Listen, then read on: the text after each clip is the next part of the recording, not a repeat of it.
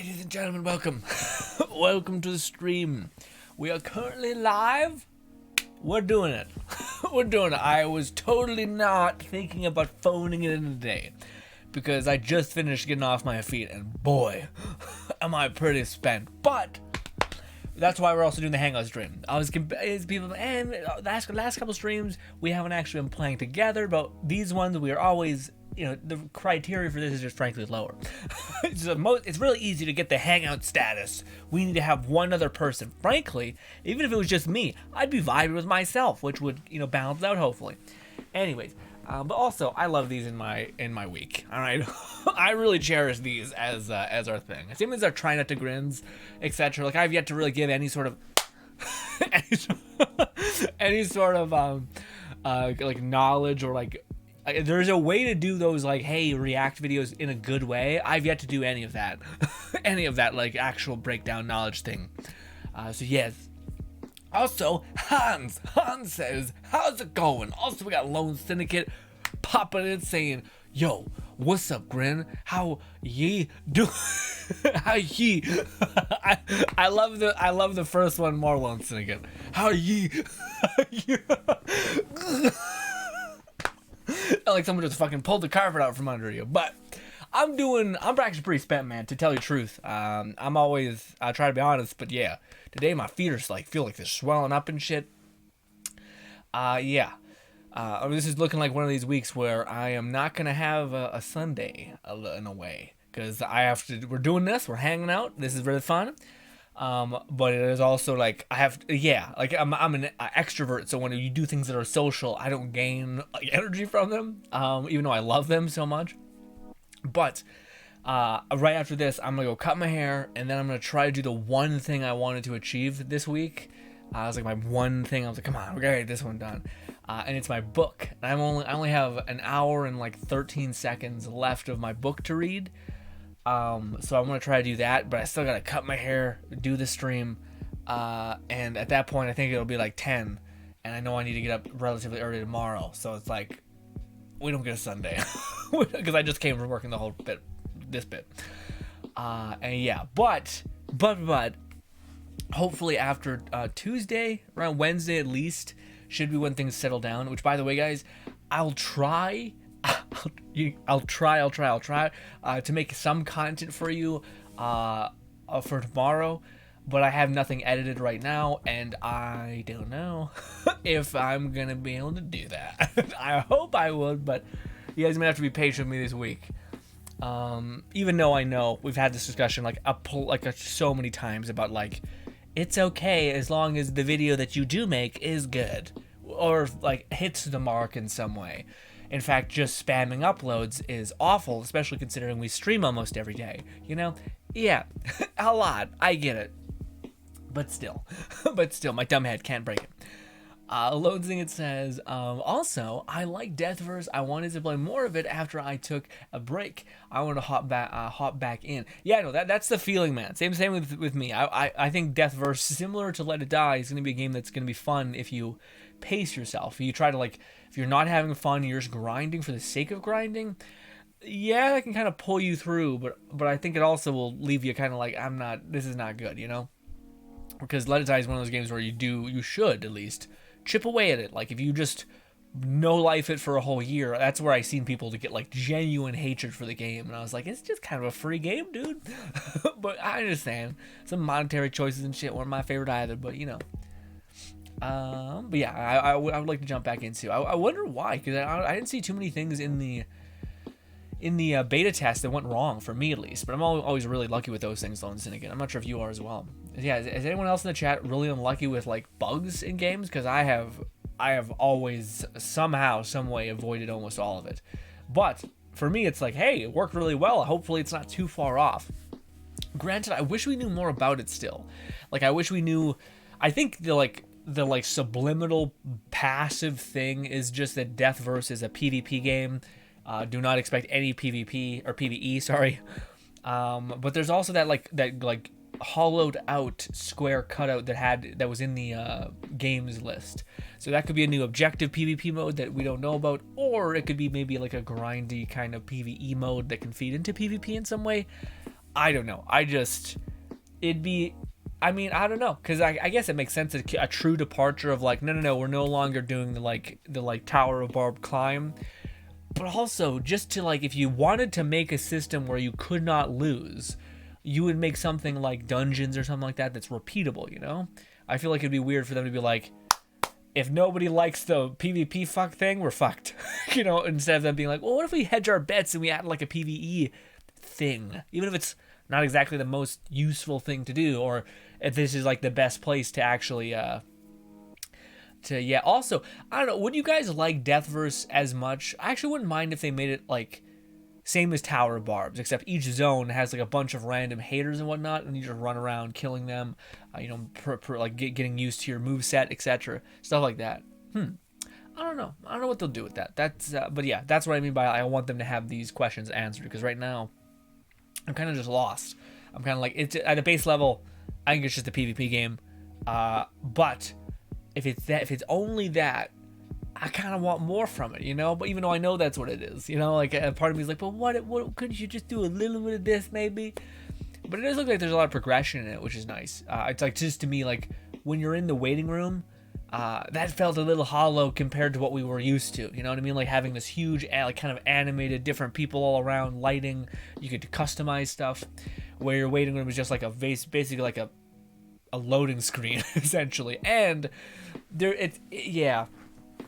It kind of also feels like there's some monetary stuff, like, oh, you can make your room look pretty, but it'll cost you death medals. Now, granted, maybe there's some like ways to make your room look pretty without that, or maybe there's a way to actually get death medals concurrently every week.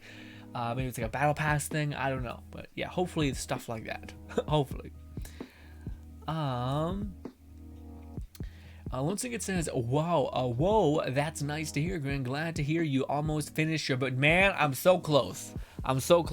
This week I went buck wild, because I started doing stuff that, like, to me, well, first of all, I basically, it's like the classic thing when people are like, I don't have time, but then it's like, well, you could find time, or you could, what I mean by find time is like, find a way to fit it into your existing time. So for me, I used to always listen to, listen to music when I worked out, which is nice. Kind of turns working out as like a therapy session for like just move through these motions, and then you kind of decompress, and it just feels really nice. But with me needing to get this book done, I thought, well, let's try listening to this while I'm working out. And it was actually pretty cool because it's like, it's not like just a net enjoyable experience of like, hey, we're listening to music and we're moving through things. That feels good. Feels like just a positive on a positive, you know? But because it was kind of like the book and working out wasn't exactly like the funnest time ever, it made me more efficient on working out almost. And I was also paying attention. And then, yeah, I found it was pretty good. And then I just came back and then I made notes whilst I was working out of like, come back to this timestamp because I'm listening to an audiobook, and make notes on this specific thing because I found value in it. And yeah, functionally though, what I ended up doing is I ended up rereading a chapter though. So I ended up like derpily listening to it for one run, and then reading through it again at like ×2 speed, which I found like a cool thing that you can like control YouTube editor stuff in like YouTube videos. It's kind of neat. It's like an extension for Google, but yeah, allows you to like speed up things like crazy, crazy speed up. But yes,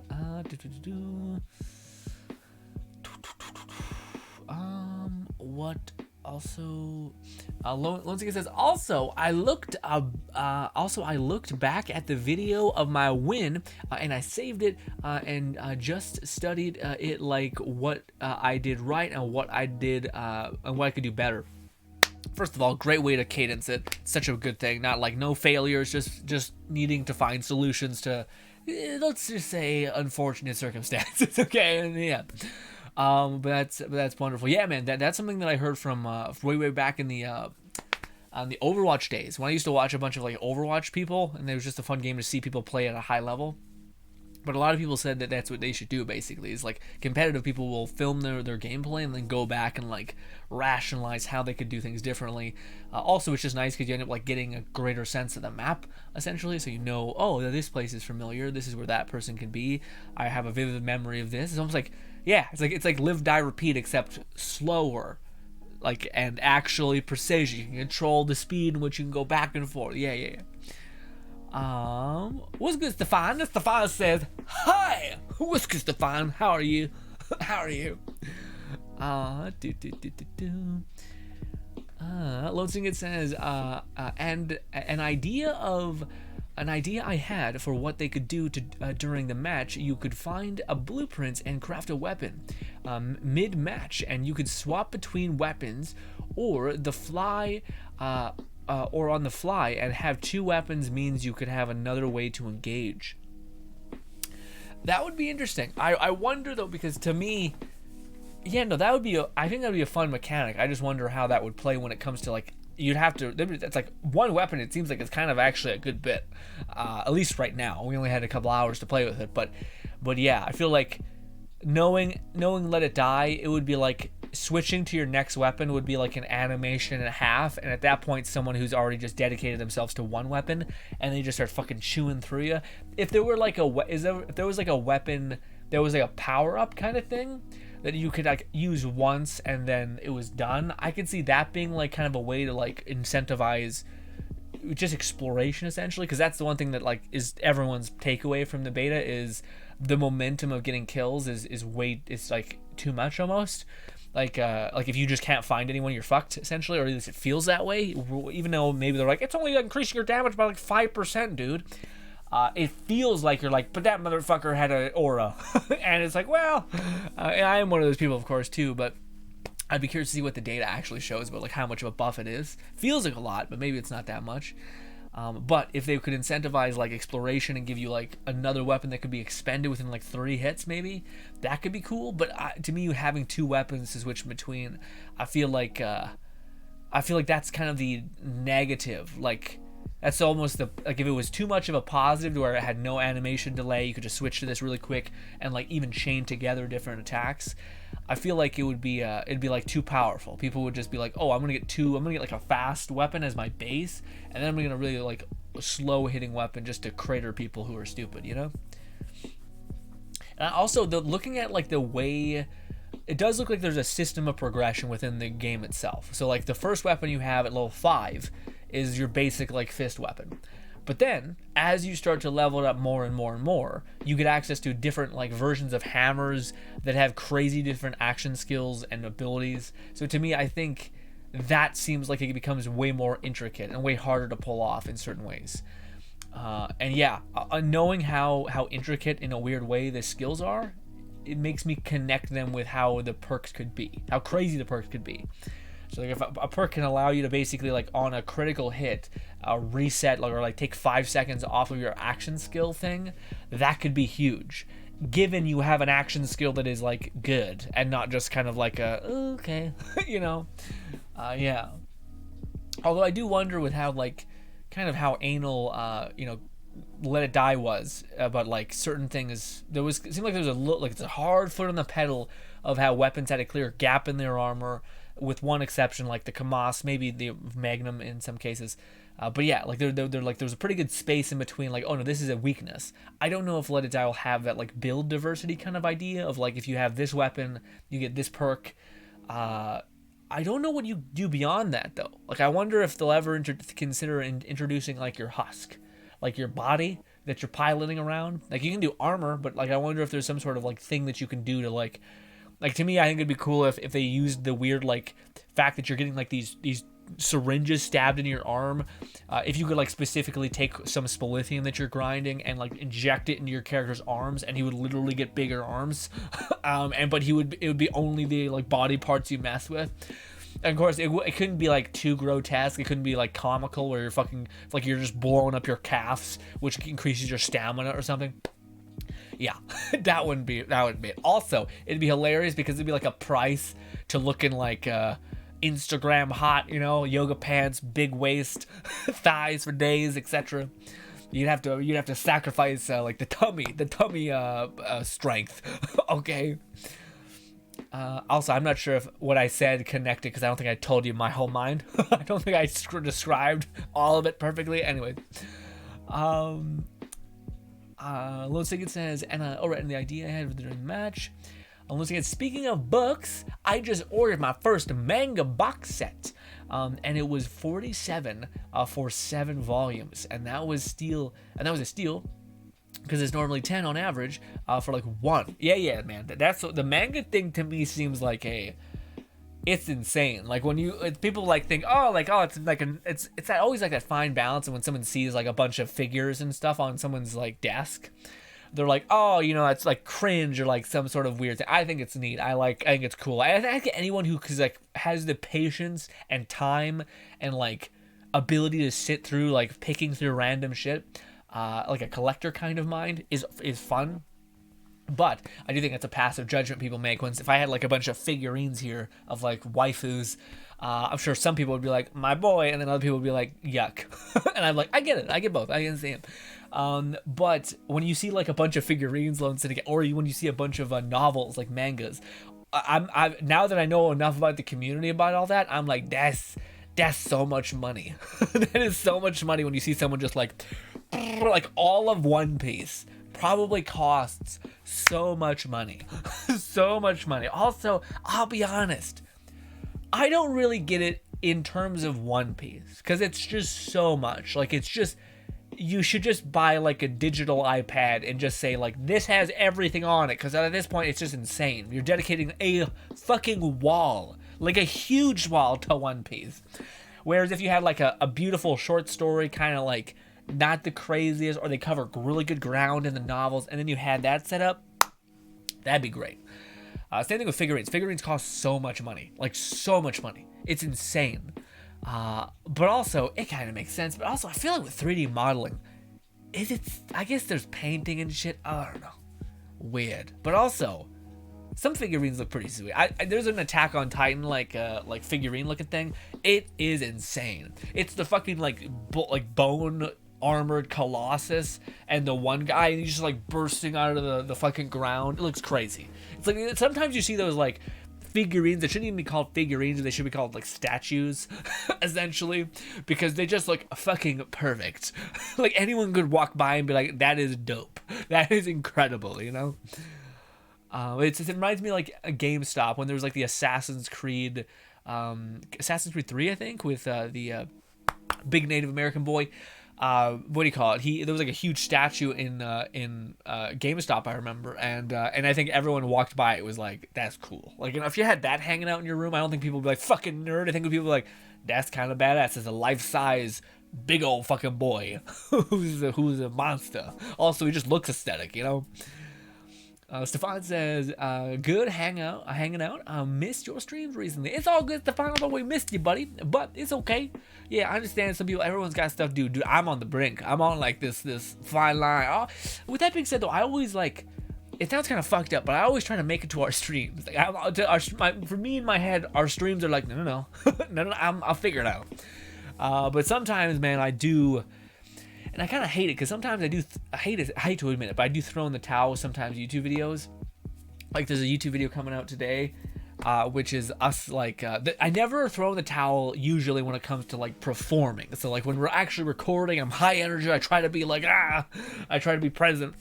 But when it comes to editing, sometimes I'm just like, let's just get rid of the fat, and now we won't season it. We'll just get rid of the fat, and we'll call it good. Because I'm about to die of I'm so tired. I need to get to bed. It's like 3 a.m. What am I doing in my life? But then there's other times like today where I accidentally used an image on our like SMG hotfix notes video on Brothers Grin, which is us just talking about the hotfix essentially in Wonderland. But I used like what is basically like an SMG that I had on file, an image of it at least, and I like made it blurry. I like increased the contrast, made it pop a little bit, look satisfying to my eyes at least. But then I was like, okay, now time for another video, and then it was this SMG called was something in, what is it called? Something in spice, sugar and spice, or some sort of like gas. Some SMG, it's awful. Anyways, but we have that.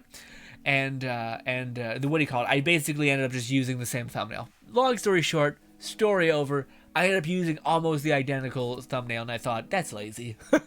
That's lazy. Granted, it looked great. So like I just fucked up previously on using an SMG that happened to be the SMG of the next video we're gonna upload. But you know, is what it is. Yes. Lone Syndicate says, I collect figurines as well. I currently have 4. Yeah, see, but to me, one sec.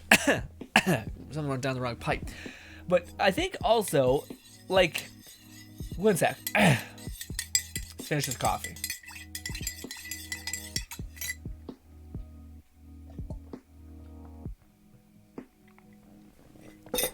I have 2 thoughts.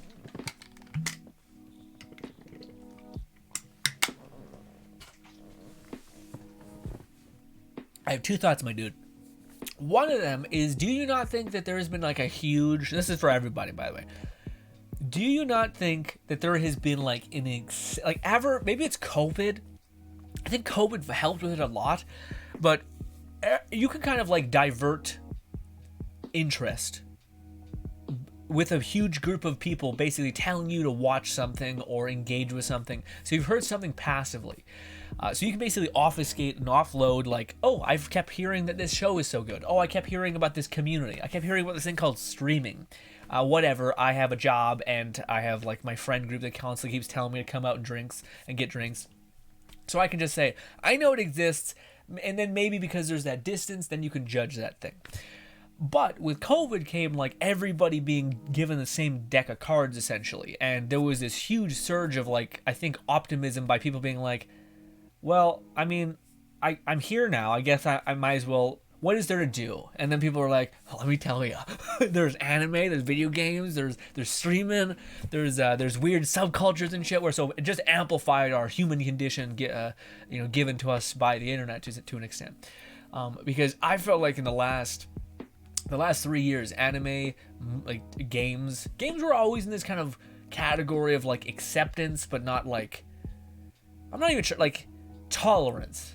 No, I think video games were in acceptance. I think anime fandoms were kind of intolerance, where it's like people tolerated like, oh, this is something they're into, sure. But I don't know if most people were like, I can understand why people love that so much, despite like there's plenty of good shows. It didn't just happen, you know. But I do think there's been this renaissance of that, and I think that helps because of like, I've seen some YouTube creators that like just rock certain things, you know. Like I've seen a person who has like a fucking wall full of like anime waifu figurines. Like one that comes to mind is Tectone, but yet he's like the most fucking like overly confident person ever. So he kind of makes it like, and also when it comes to certain things, he seems like he's entirely unfazed by criticism or any sort of like judgment. With other things, he seems like he very much takes some things to heart. But at least with the anime figures, he just like, fuck you. Like, what? No, this is what I like. If you don't like it, eat me. You know, like there's certain that kind of sense I think helps with a lot of people. But I do think my dumb head. I'm so used to being like, I've been a fan of like anime and video games ever since I was like 9. I'm talking deep. I wasn't just like, this is kind of fun. I was in it. I was watching like, when people were hanging out and whatnot, I was watching like Let's Plays when I was like 13 all the time, you know. I was watching Soul Eater, and then talking to this girl in art class about it, and she was trying to talk to me about Black Butler. And it was fine. It just seemed like she was really into Black Butler in a weird way. Like it seemed odd, you know, in the same way some people are into Sekirei, things like that, or High School DxD, things like that. But yeah. Anyways, but nowadays, my point is, nowadays I think we're good. Like, but I think if you were to pull yourself back from like 2 years ago, Lone Syndicate, would you? Maybe not 2 years. Let's say 5 years. 5 years, would you have been like, there wouldn't have been anything? And I know it's kind of, I don't know. I feel like it's hard to get into that headspace because part of it is like, well, no, like half of the like quote unquote awakening of like being an adult is realizing that, you know, I basically, if I spend all of my life constantly thinking about what not to do. Wait, what the fuck? What the fuck? I looped that shit, dude. What the fuck? I looped that. Anyways, fucking throwing me into random things. Thank God we didn't get boobed. I don't know. It could happen. Don't talk about my history. Anyways, but yeah, man. I don't know. To me, I think that's half of the thing about like looking back at your previous self who had like a weird conception, who cared far too much. It's kind of hard to get back in that mindset once you've shed it, you know. It's almost like your brain's like, no, No, like I cringe at that. I hate thinking about my past self, you know? So I feel like when you ask someone, well, like, what do you do in the past? I'm not sure people are able to jump back and be like, eh. Or like some people will be like, I was always like this way. And I'm like, really? Because I feel like you had money at some point. Like people, you'd had an interest. Now, whether you pursued it in that way, yeah. Although to me, I do feel like to me, I wouldn't mind rocking like a figure, but I'm not sure if I would do the waifu thing, just because I feel like it could be like a sense of people being creepy about it. You know what I mean? Like, yeah, I mean, I don't know. Like, I guess that's not all people. I just feel like there would be a high probability that like if somebody random came into the channel and was like, you know, whereas if I just found something that looked awesome, like badass. Although I don't know. Also, I've never been the guy who's had like, you know, like a naked woman stripper kind of like super sexually charged kind of poster on my walls as a teenager or anything like that. I think that's also my thing. But this fucking cool looking thing I made, this like lanyard, whatever, that I think is badass. I'll put badass things around my space. You know, you know. Also, Stefan says, and you can call me Steph. Okay. I'll try to remember that, Steph. Also, oh my god, I never finished the whole name. Stephanie. Fucking shit, Stephanie. I apologize. I'm so sorry, Stephanie. Or Steph. Oh, man. Man, I apologize. If you're a person who, to me, in my experience, oh no, in my experience, there are certain things that certain potentially, who knows, sex of people would not enjoy being called, and I think Stefan is one of them. If you maybe, possibly, who knows, are a woman, I apologize, Stephanie. Oh, jeez. Well, forgive me, and thank you for putting up with me, Stephanie, or Steph. Lone Syndicate says, I collect figures as well. I have 4, right? I have a Rias, Grammary for High School DxD, Nezuko from Demon Slayer. Cute. I have never watched Demon Slayer. Just thought, I mean, you don't really need, you should actually. I hear it's great. I haven't watched it myself either. But also, she's kind of just iconic cute. Like, I don't think you need to know much more about, like, is a cute little thing in a box. And by thing, I mean, I think I don't know, it's a demon, fucking, who knows. So you have that, and then you have I don't know her name, but yeah, Monster Mew Snaker, gotcha. And Android 18. What is, hey, Low Syndicate, I don't know how personable we want to talk about. What is it about Android 17? Yeah. Yeah. Now, I'm not judging, all right, or anything. Is it like the tomboy aesthetic a little bit, or is it something else? is it like the like bad bitch energy kind of thing? Is it because she, I don't know, is like also mostly confused seemingly a lot of the time? Lone Syndicate says, yeah, I've seen how insane figurines can get. I saw a figure for $2,500, and I'm like, wow. It was high quality, looked great, and was very big, very detailed, well crafted. I just, Lone Syndicate, for me as a human, I would have to be ballin'. I have to be fucking juiced out of my mind financially to be like, yeah. Either that or it'd have to be a gift for somebody else. When it's a gift for someone else, you're like, all right, I can obfuscate responsibility. But that's yeah. Stephanie says, I like Android 18. What do you call it? That's my thing, though. That's why I wanted to talk to Lone Syndicate about, because I've seen there's like a huge reverence for Android 18. I don't know if it's because for dudes, it's like, because to me, I don't think it's a very seen character. Like, cause she's kind of like, she's a badass that doesn't, like, nowadays, maybe it's just me, but nowadays it feels like someone's like, when somebody does something cool, if it is a woman who's trying to like look fucking badass and powerful, it's always like, she's incredible and really strong. And instead of just sitting there fucking being like, Ripley, fucking Ripley, dude. Ripley's a goddamn savage. You know what I mean? Like, that's the kind of thing. And I wonder if it's because maybe in like a sea of Dragon Ball testosterone induced, just fucking juiced people, that Android 18 still was able to keep up. That's awesome. But I wonder why there's like, because to me, I would grant it, I guess in Dragon Ball there's not very many characters, at least from my memory, that are like that. She seems like the one. Well, I guess now Bulma and shit were like that, but I guess maybe Android 18 also had like a specific kind of style, where everyone looks kind of like that person has black hair and is kind of shredded, etc. There's this blonde person who still has like her kind of poppy kind of stylization to her. What is good stuff? How is your kidney pain, buddy? We missed you in the Let It Die stream.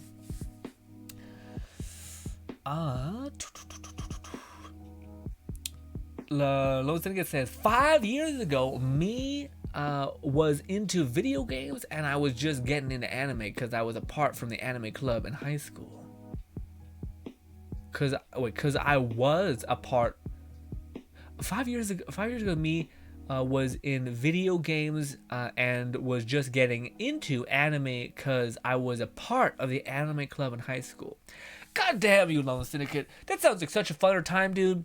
My fucking high school experience was awesome until it was the second year, because my dumb ass had friends that were always older than me my whole life. It's just stupid. I don't know why. It's just weird happen chance. I don't know. I guess I talk too much about things that I kind of want to talk. Most people just want to hang out. I'm just like, here's some real shit randomly. Here you go. And I'm like, what? Are they like, what? But yeah. My last 2 years of high school were terrible because all of the people who were like seniors who I was like friends with and that we hanged out together were gone. And I was just sitting there like a loner, and I'm like, well, we're going to die slowly. It was a slow burn the last 2 years. It was terrible. It was not good. But when I hear you talk about how you had a fucking anime club, am I reading that right? I must not. That doesn't seem like it makes sense. No, you said anime club. What the fuck, dude? How many was there? One woman, or was it all women? It's either one or the other. I don't know who dominated in this way. Okay. Lone Syndicate says, to be fair, Grin, Android 18 is alright. I would say she is okay, to be honest. Only reason I have it cause I signed up for an anime merch sub box, and she came in a month. Oh, that makes sense. Yeah, because I feel like she's very outside of the realm of like, why is she so enjoyed? People. Yes, people have an affinity towards doing various. Yes, yes. You know what I'm saying? I don't need to say. Nothing needs to be said. Okay, nothing needs to be said. I get it. Probably excess figures hanging out.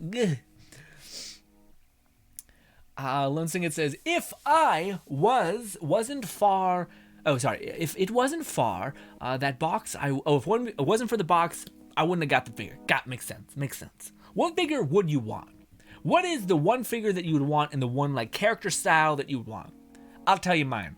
If I was ever gonna do like a waifu statue figurine type thing, I'm not sure my like cringe version of myself who like constantly criticizes me would allow it, but it would be what do you call it? It would be Valak. No, not Valak. Not Valak. That's the wrong thing. No, it's Valak. Clara. It'd be Clara. If from Demon School, it would be 100% Clara. Not even close. Not even close. Also, thank you for following. Stephanie says, my daughter said you said people like 18, Android 18, because she could break your jaw while turning you on. Also, the Chi-Chi would F you out. Yeah, it's true. Yeah. Yeah, what do you call it? That's yeah, I guess Android 18 is also like built like crazy in the thing. She's like one of the stronger kind of things in the whole game, right? I guess that makes sense. Or the series, I mean. I don't know if that's why though. To me, I wonder if it's also because like there's this weird because Dragon Ball is traditionally a Japanese cartoonish kind of anime, right? So I wonder, because there is a kind of a weird fetishization, I think, in Japan or China, of what's called like a Gara, I think. It's basically like a Western poppy version, like Americanized, stylized person. Yeah, usually like with frills and stuff like that. So I wonder if that's also a part of it. Is like for a show that was dominated by like characters that look kind of relatively the same in terms of just baseline understandings, dark hair, musculature, etc. Very same highlights, like bright colors like orange and maybe like yellow and that. Then this character that was like dark blue and like navy blue, blonde, and blue eyes was super contrasty, and maybe that's why she also stood out outside of fucking powerful ass woman, etc. Let's see. Okay, Fluff replied, says, so far, it's been no pain for a while. Let's go, baby. Pass those kidney stones. A friend had told me that their roommate had a similar aftershock, so I figured that it would at least one or two instances were... Okay, gotcha. So this was just part of the potential process? Gotcha. That's good, man. That's real good. What is good, Undead? How are you, Undead? Oof. Oh, my knee. I think I fucking fucked up my knee up somehow this whole week. Fluff says, been having... well, first of all, how's your day, Undead? Sorry, I didn't mean to jump by you. How are you? Fluff says, been having a lot of fun on the modded Conan Exile server. I had a spur of the moment inspiration to make a character look like Jotun Frost Giant, and been enjoying the theme thus far. Even moved my base over to the near snow gulch that's tucked away in the mountains. You going deep. You're going deep into this RP. I like it. Lone Syndicate says, I was also part of the video game club and robotics club. Yeah, but we didn't have any clubs, man.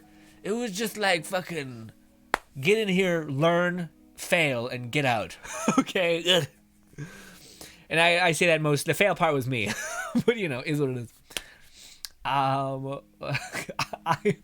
would later become a leader of all three clubs, knowing them because I wanted to look cool. Wait, what? It's a whole ass thing. I became the leader of all three clubs, and when I talk about how I know Naruto hand signs, that my reason for knowing them because I wanted to look cool for the people and have a good time. And I worked, and it was mainly wow, let's go, man. And my art teacher at the time, who said I liked anime, was a woman, was the club advisor. Let's go, dude. I was laughing my ass off because it actually makes sense why you learn the hand signs, but but I get you'd have to tell me, did it work? But in my head, I'm seeing a very young version of Lone Syndicate being like, I'm in this club. I'm gonna take over because maybe the person's leaving the next person, and so I'm gonna dedicate 2 months just mapping out these hand signs just to fucking bust that shit out immediately, and then just be like, yeah, get fucked, people, or yeah, awesome, right? You have to let me know how it went, Lone Syndicate. I can see it going either way. I can see it being people, because I feel like it's a symptom of people. In fact, I think there's a specific name of it that I'm learning about in my book right now called the what is it called? It's a something principle, but it's basically a perspective of if people in your environment are doing, that's what it's called. It's called, oh wait, I lost it immediately. Come on. Basically, the idea is when you see someone, if you are in an environment in which people are reacting in a collective, kind of like mob mentality, except not with a mob, just with any collective. So if you're in a bar where everyone's really enjoying something, the probability of you just kind of going with the flow and actually enjoying it goes exponentially higher. So I feel like if you were in this anime class, in where people might otherwise be not weirded out, but a little thrown off by this person busting out these hand signs, in the context, as long as like the majority of people were like into it, and given the environment, you'd think that they would have a proclivity to be into it. Then you come in and you bust that shit out, and everyone starts saying, "Yeah, this is it." You know, I laugh because I think it's just funny envisioning Lone Syndicate as a child, being like, or not a child, but as a younger man, being like, "I'm going to do this," but also Lone Syndicate. God damn, man. So you were in charge, you were leader of like 3 clubs at once? Man, that sounds like so much goddamn work. You must be just real intelligent on a base, because I feel like schoolwork itself gotta take some time, but if you're 3 clubbing it, woof. You probably just excelled and shit. Golly, good job. Let me catch up. Also, I didn't finish reading, I don't think, your whole comment. I just laughed. I laughed because there's so many things to take in. Knowing that I looked cool. Yeah, but it's also, I guess it makes sense. Yeah, I feel like there's a higher probability that women, or girls in this case, if it's school, would be more comfortable being honest about being into anime than a dude who's into anime would be about talking about that in a public sense. Yeah. If I could be so brash.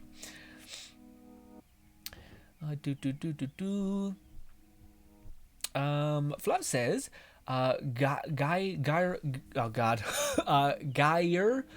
is pretty much just Roman for gal, and is a trope with anime characters that embrace Western culture, often coloring their hair blonde, getting a tan, and wearing Americanized clothing. Yes, but also it's funny because they just look like.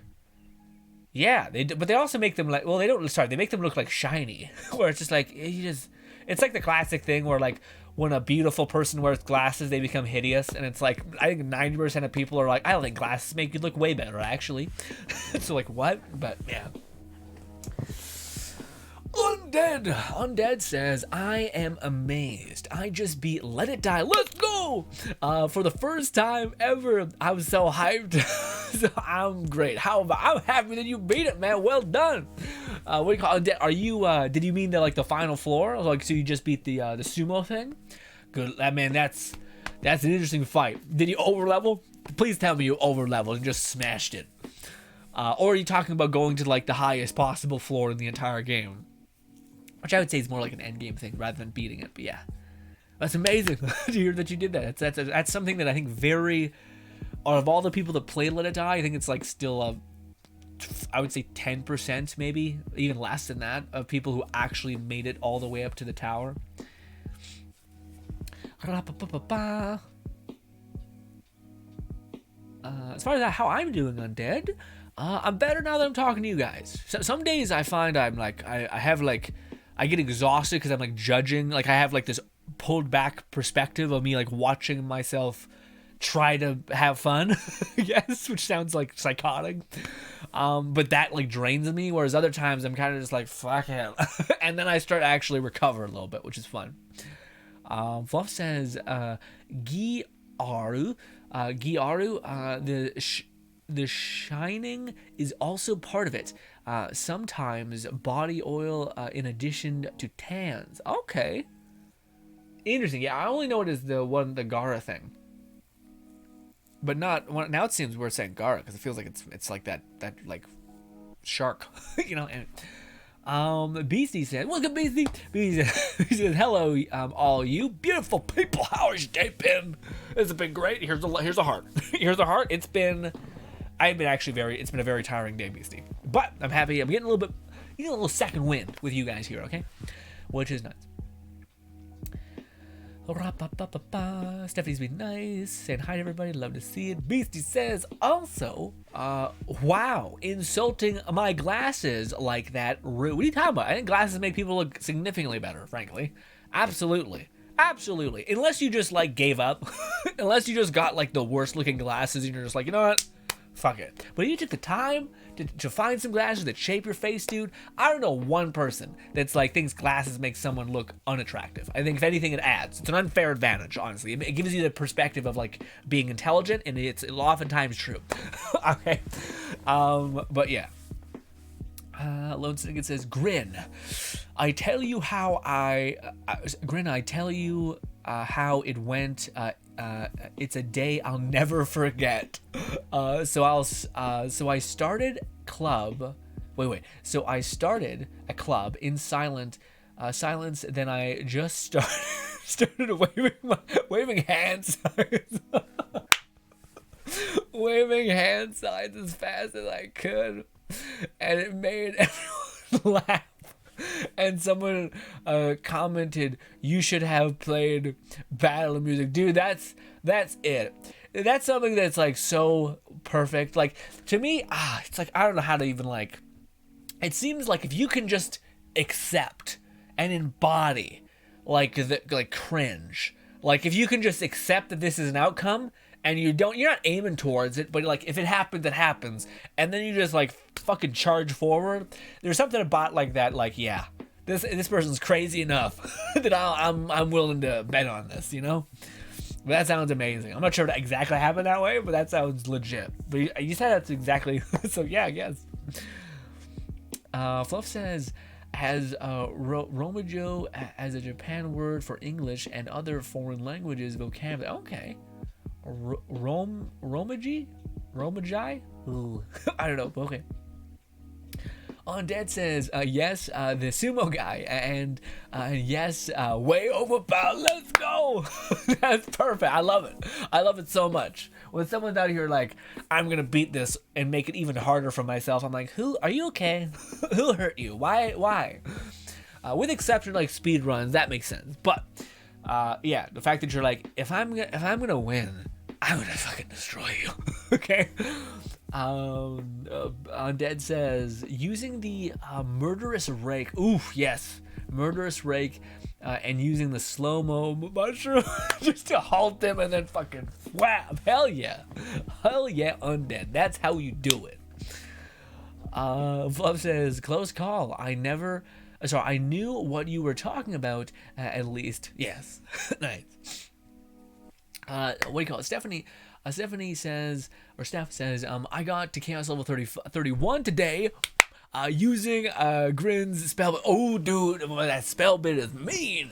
I need to probably make just a save file that is just at level 35, so people don't need to grind through it if they don't want to. But yeah, no man, I don't know what get out of here, whatever that is. I don't know what the next build is going to be. I think it's going to be trying to do that like whirlwind build. Although I would love to make a successor to the build that like seems to be the most popular, which is basically just like I want to use spells a lot, basically. But I need to find more spells that are like primordial at least in order for me to validate or justify that. Essentially, I don't know if I'll be lucky enough to find them. But eventually we'll make a dent in that as well. But I think right now, the next build that we're working on when it comes to Tiny Tina's Wonderland is I want to see if it's possible to do like an ability kind of build, which basically is going to be using the tornadoes, which might even just be kind of like supplementary kind of damage, I guess. So not very good, but maybe if you have the right rings, they can be good. But I'll have to look like far and wide to try to make that happen. But they don't have a really good answer to like getting your actions go back faster. They kind of like the Berserker one, but that one is so weird because it's kind of very melee based, at least it seems. But yeah. God, that was loud. That hurt my own ears. Oh, but that's awesome to hear, Stephanie. Yeah. The level 31. Oh, you're so close. Fluff says, I took a couple screenshots of my Conan Exile character in front of my base, hopefully shared in the Discord, although currently nighttime in game, so it's a bit hard to see all of the detail. Okay, sweet. Also, what do you call it, Fluff? Just to let you know, one of the mods, I put a thing right below the Let It Die tab called Viewer Gameplay, just so that if anyone had any gameplay that they wanted to show or like have featured in a video for Deathverse, or anything, it could be anything honestly, but Deathverse would be what I think people would want to share. So yeah, you could post your gameplay clip there. I'll find a way to download it, even if I just have to screen record and let it play out for the designated amount of time. Hopefully there's a way just to download, but we'll see. Stephanie says, yeah, Primordial next. I know, man. To me, okay, so what do you think? I'm kind of waiting for my like, okay, let's get back into Tiny Tina's Wonderland, and then we go. But I'm kind of thinking we should wait until the next like door. But I think the next mirror might have the new like class in it. But regardless, I'm basically like waiting for them to like introduce Ascended, because it's gonna happen. And I would hope it's not at the very fucking end. Like if the last portal is Ascended, I'm gonna be peeved. Because that's just gonna be like, oh great, all of the time that we're spending here, useless. Not very good at all. So yeah, I'm hoping that's the case. Granted, I don't know, is Ascended that much more better? Who knows? Maybe when you're at chaos level 50 or something, it's just demonstrous damage, you know? Lone Syndicate says, yes, I was leader of 3 clubs, and it would have been tough, but I had my best friend always there with me to help me when I needed it. And I was the average student, A and B mainly. I don't think A and Bs are average. I think A and Bs are very, maybe it's just me, but I think it's very normal, especially with if you had a lot of other things you're doing as well. If you had clubs, maybe you also dabbled in other like hobbies. Maybe you had a job at some point, and then you were also doing school, and you were still able to get A and Bs. Dude, that's huge. And mainly, and C every now and then, I could make lessons for what each club would. The only thing is, when I first started, which was an obstacle, was not making the club feel like a regular class. I wanted to make an environment that you could come and forget about school life and just have fun. That sounds like a perfect idea. That sounds like a lovely place. Yes, the idea that there's like it's not just more. Although, yeah, I wonder how, as a Canadian, we do not. I don't think there's even like a little bit. I don't think there's even like. I wish Nub was here so I could ask him. But I don't think there's a single club environment that I ever had, with one exception of like sports. Like if you were on the X team, XYZ team, if you were on the soccer team, if you were on the basketball team, that's like the only club I think that existed, but that sounds amazing, Fluff says, oh sure, I sent post it to gaming. Oh sure, I can send post to it to gaming. Well, what do you mean? Do you mean like you're gonna put it in the gaming, right below the gaming tab? Maybe that's best for it, but I feel like I don't know if people will know that that's where it is, because I feel like people were like right now. Well, maybe we could leave it there for like 1-2 days, maybe. 2 days, and then if people are gonna like, because I'm worried that people basically not know where to put their, because it seems like there's only a hunger for it because of Deathverse, so I'm wondering where it could be. Oh no, I mean this. Oh no, yeah, the screenshot. Yeah, sorry. Okay, yeah, the screenshot. Yeah, post it in the gaming tab and then at me so I can see it, or I can remember to see it. But yeah, no, that's awesome, man. That you have one of your homeboys keeping you helping with that kind of thing. Because yeah, I feel like that's quite the burden, honestly. To like, yeah, I don't know. I had no. Especially when I was in high school, I had no idea. I think it's also because I just have an excess struggle with school that I just had no like interest in like more. Also, Lone Syndicate, what do you consider yourself to be in terms of extroversion or introversion? Because that was one of the things that I don't like. I wanted to. I have never been able to really have this conversation with anyone because I don't know how to really cue it up to make it like make sense. But I'm wondering, did anybody, when they at some point within their life, whether it's like high school, whether it's in junior high, whatever it could be, where you started to getting like incredibly drained by people, or at least school? Maybe it's school. I think it's people, but yeah. But I'm curious what Lone Syndicate is, because yeah, it's funny because I feel like Lone Syndicate might be on the extroversion tab, or it might just be kind of dead center, where he kind of he gets a little bit of both. Because that's the one thing where like for me, I don't know anybody who was the way. I don't know how to put it. It's like the only time in my life where like everyone kind of does this thing where they're like when you hear about like, oh, I'm feeling like off, like I'm feeling really off for like 2 months now. You're like, maybe I'm deficient in a vitamin, and you're like, no, it's not that. Maybe you're gluten intolerant. Maybe you hear a lot of things that can kind of be like, I'm that, Oh, I'm terrible at learning. I have ADHD. I've never been tested, but I have a high probability that I think I would have it, which is funny because everyone, I think, has this kind of sense to them where they're like, maybe, And it's not that it's wrong, by the way. It's just that seems to be a human proclivity that exists within a lot of people, including myself, by the way. I was thinking for a while there that I could have been, whenever I ate certain things, I felt like I just crashed. And like all brain power just turned off, essentially. Like as if I ate a big ass meal, I kind of had that same like, like super packed in thing. But the only time in my life where I genuinely feel like there's been a huge response that I had no connection to, like I've never seen anybody have a reaction in the same way, kind of thing, which leads me to believe it could be actually like a kind of a, if there is ever like a barometer for severity, this could be on the like severe case. But it was when I was in high school.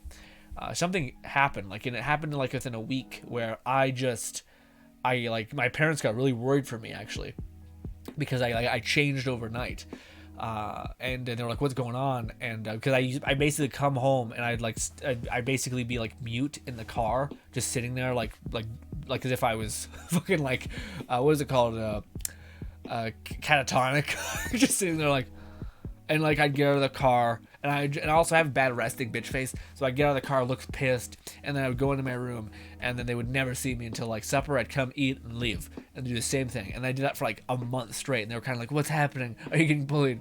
And then it didn't even click with me, but it was just like, I am so tired. Like I can't even describe to you how tired I am. And then on the weekends, I heard that because they were getting worried about me, I'd come out and say hi, and they're like, there you are again. And I'm like, yeah, it's just, and then I would talk to them as individuals, and I'd be fine.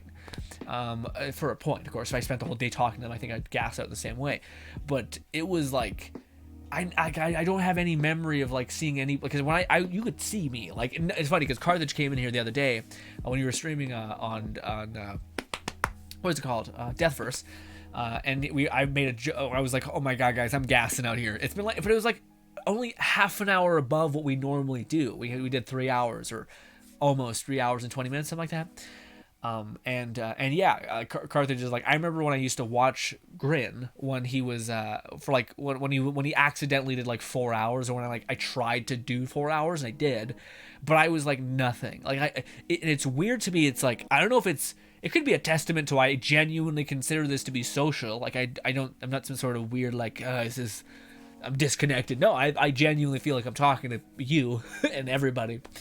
But in that sense, it also makes me feel like kind of drained a little bit. But it's, again, like, to me, like, I kid you not, I would rather like do something that other people would determine to be excessively tiring, like running a fucking marathon or something, than to like be in a room for what school was, which school was like for like 8 hours. You're just sitting with so many people. But I always wish I could find someone, or like, because I don't know if it was like extroversion or introversion or something else. Like, I don't know. But I've never had that conversation with someone, which I kind of wonder if that's a thing. I'm not sure what to do with it, but like to have someone who has that same drain effect by being in social encounters, which sucks because I love being around people. Like I love people. I find it really easy to love people, actually. And to fall in love with the wonder that they have and their perspective and their weird things that they've been through, etc. I sometimes accidentally fuck up, and I may seem like I'm like laughing at somebody or being cruel, and I'm just laughing at myself because I have such a draining effect from other people. I've learned to be good company by myself. Like, any extra introvert is like usually pretty good at hanging out by themselves, but you don't want to be alone, so you have you have like, I can make myself laugh, which is also what like helps in content creation to an extent. Because if you're having a good time, usually people tend to kind of start to have a good time too. But yes, I don't know why I mentioned that. So I was gonna lead it back to something, but I forgot. Also, Stephanie says, should have said the levels are still easier enough, but the raid bosses are getting pretty hard. Yeah, well, the raid bosses have so much damn health. Also, Stephanie, are you playing on balanced, or are you playing on the hardest difficulty? Because that's the one thing that the raid bosses I think have, is they have like a full ass health bar of nothing but like cryo or like shield or something, which requires you to match the element. And if you're using cryo, not necessarily matching the element, but yeah, it's the raid bosses to me. But also, I don't know if there's a lot. I don't think there's a really good reason to do the raid bosses. I think the time it takes you to like go through their mechanics, to punch through their invincibility phases. You just be better just jumping in the next one, jumping in the next one, jumping in the next one. But that's my sense. But yeah, no, that's definitely a thing to it. Although Stephanie, what do you call it? There's a primordial version of the Pixie that I could upload eventually. I think there actually might be a primordial version of the Pixie on our Krieg build, because I left it on there. But yeah, that'll make it so that you're now doing better damage to bosses. Also, Stephanie, if you respec and put a lot of points into Faithful Thralls, that'll be significantly better, because you can now have 9 pixies out at once. And Faithful Thralls will just exceed all of your damage. That spell damage, your pixie damage, all that will be just scaled up. So that'll give you a shit ton more damage. That's not in the save file itself. So if you respec, everything stays the same. Just put faithful points into Faithful Thralls. Make sure you have points into when you cast spells you heal, because that's quite good. And then if you want to download the one file, and then you can do that. If you're on console though, and I'm misunderstanding, then I could drop it for you next Saturday if you're willing to be patient with me. But I think it might be on PC. Fluff says, oh sure, I can send. Oh right, Lone Singed says, so are we talking about? Are we taking a break from Wonderlands for a while? Not gonna lie, the Deathverse stream yesterday felt kind of refreshing. Yeah. I don't know, because I don't think we're taking a break. I think it'd be fun to do 2 things. So, like, I think we're gonna... I think we're probably gonna maybe... you guys will have to forgive me for this coming week, so Monday to Wednesday. Everything's gonna be fucky. I have no idea if I'm gonna even be able to... I probably should be able to manage a video or some videos if I just sacrifice a little bit of my time. I should be able to make it happen, but yeah, eventually, when like maybe it's Friday when we can finally bounce back, I think we should start doing something else besides like one stream, like the Tiny Tina's Wonderland, and then another stream to be. It either has to be like a stream. Like, a part of me is getting frustrated with myself because I'm not. I'm also getting. I'm like, I shouldn't be frustrated with myself because that's just too much to do. Like, I'm trying to read books so that I can increase my web of information about what I should do, so that I can then apply what to do. But then simultaneously, I'm like judging myself for not doing other things, like have high quality streams, which I like our streams a lot. To me, I like to keep streams feeling fresh. I think it helps when you have an objective, when you have like this challenge, when you have this thing that we can all rally behind. Our streams have kind of been what I would determine to be lazy streams, which are basically like, we're just hanging out, which is kind of a scapegoat, I think. Like, you can hang out and have something fun, objective-wise, to do. I don't want to say we're like taking a break from Tiny Tina's Wonderland, because I like the game still, and I want to keep supporting it for a while.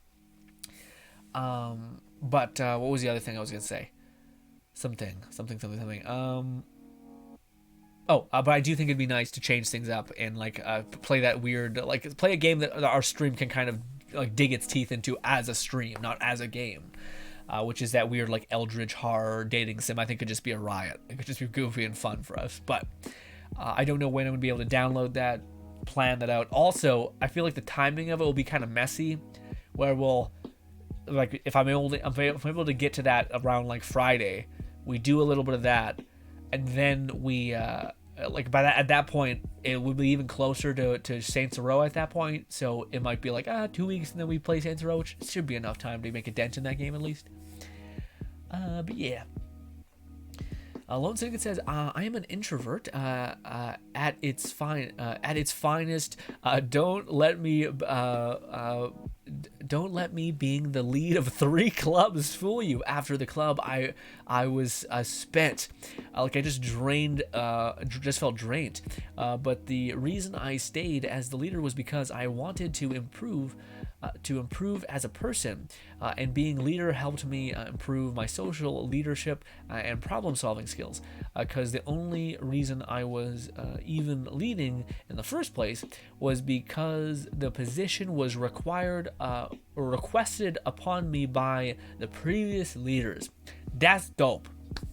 That's really good, Lone Sing. The fact that you were just like, this is good for me, even though it sucks for me. It's good for me. That's awesome, man. I love to hear about that. Yeah. You know what's weird, Lone Sing? Yeah. Well, that's just really cool to hear about, frankly. Yeah.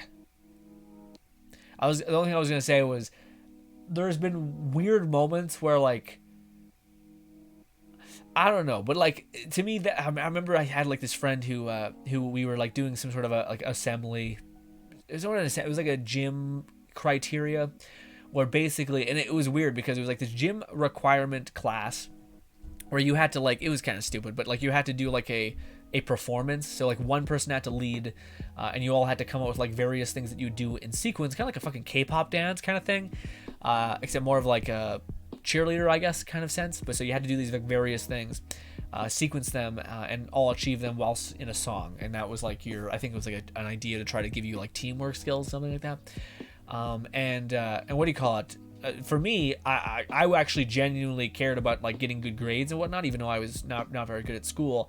So in instances where like there was a higher need for me to, like, I need to get a good grade here, fuck it. It kind of dissolved my like social anxiety things. So I just did it. And it's funny because to me, I ended up making good ground, like it just assuming a kind of a leadership position and like telling everyone what to do and how to do it. But then there was this fucking guy in our class who was like, he was like the definition of like didn't care about school, had outbursts, had anger issues, didn't have a very economic good situation, I don't think, at home, but didn't care about school, didn't care about anything, just didn't want to be there, kind of idea. And what do you call it? It's pissed me off looking back on that day because I was doing a pretty decent job, but like we were basically 80% done on our thing. But we were the last part. This one guy just was not wanting to do it. And granted, looking back on it, I probably could have used more social skills in terms of like saying, like, working with him. But I was kind of like, everyone's doing what they need to do. Why are you not doing what you need to do, kind of thing. And that's not how you persuade anybody to work for, like, do something for you. But that's how I handled it at the time. Which I don't think was too cruel, but it was just enough to where I think this like person who was like hated doing his schoolwork was kind of like the epitome of rebellion in like the toxic sense, not like the maybe we shouldn't all think the same ways. He was like, no, fuck you, I'm special and I'm not doing this. And if you tell me to do it, just even more resistance. Anyways, what pissed me off is I had my other friend who I think usually took the leadership role, but for whatever reason, just because I cared so much about getting a good grade, I just yanked it from him essentially because I didn't trust. He was the leadership role guy, but he did it because he liked to have like a fun time kind of thing, not like because he actually was effective at like piecing things together like an assignment. Not to shit on him too much, but just that's the sense that I got from it. But anyways, halfway through the thing when I was 80% done, just trying to work with this really hard, not compliant student that we were partnered with. My friend's like, okay, so he's not listening to you, so here's what we're gonna do. And then he immediately kind of said like, I'm doing this, I'm taking control. And then I said, okay. And I stood back and we got nowhere because it was just like, I think looking back, I'm happy that I did what I did because I was about to get kind of hurt, like my feelings hurt when he was like, okay, I'm taking the control of this leadership position, and then went into it. But then I was like, you know what? Okay. So then I just kind of sat back and I was like, okay, I know what. Tell me where to go, because I'm fine with that. I'm fine with like, put me where you need to put me, Cap. I'll achieve whatever task you set out for me to do. But lo and behold, he didn't listen to the one guy didn't listen to him at all. And we kind of ended up being scrapped. And I ended up like going up to the teacher and being like, can we do it without this guy? And he's like, no. And then we ended up doing the one that I did, and the guy kind of stood off to the side, and the teacher was like, all right, well, fucking, this guy's an asshole. Even the teacher was like, he was known, this person who was being hard to not compliant, I guess is what you call it, was known in the school of being like kind of a shitty asshole. So the teacher was like, okay. But yeah, when you told me about how you were like, you did that for a leadership position, man, there's been moments where like, I don't know what that is, Lone Syndicate. Have you ever had that, or has anybody in the chat had that, frankly? Not just me and Lone Syndicate, but to me, like, I would determine to me my self-image, I guess, of myself. Probably not good that this is the way that it is, but my self-image is very tied to like having very weird social interactions, but also I love talking to people, and there's like a plethora of wonderful social instances that I've had, but for whatever reason I can't. I think it's maybe the introversion that like my body passively realizes I'm really exhausted by like interacting and being in big environments with people, that like there's this weird like anxiety tremor almost to like my body being like, oh, we're about to run a fucking marathon, dude. Oh, fuck me.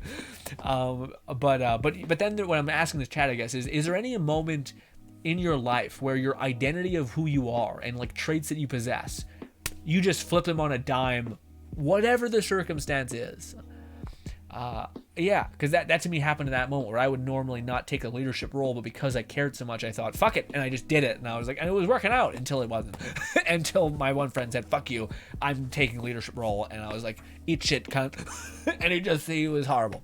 I felt really good about it because it was kind of rude for what he did. I'm kind of blanketing his words and kind of just like, now I'm doing it. It was a lot meaner than that, but anyways.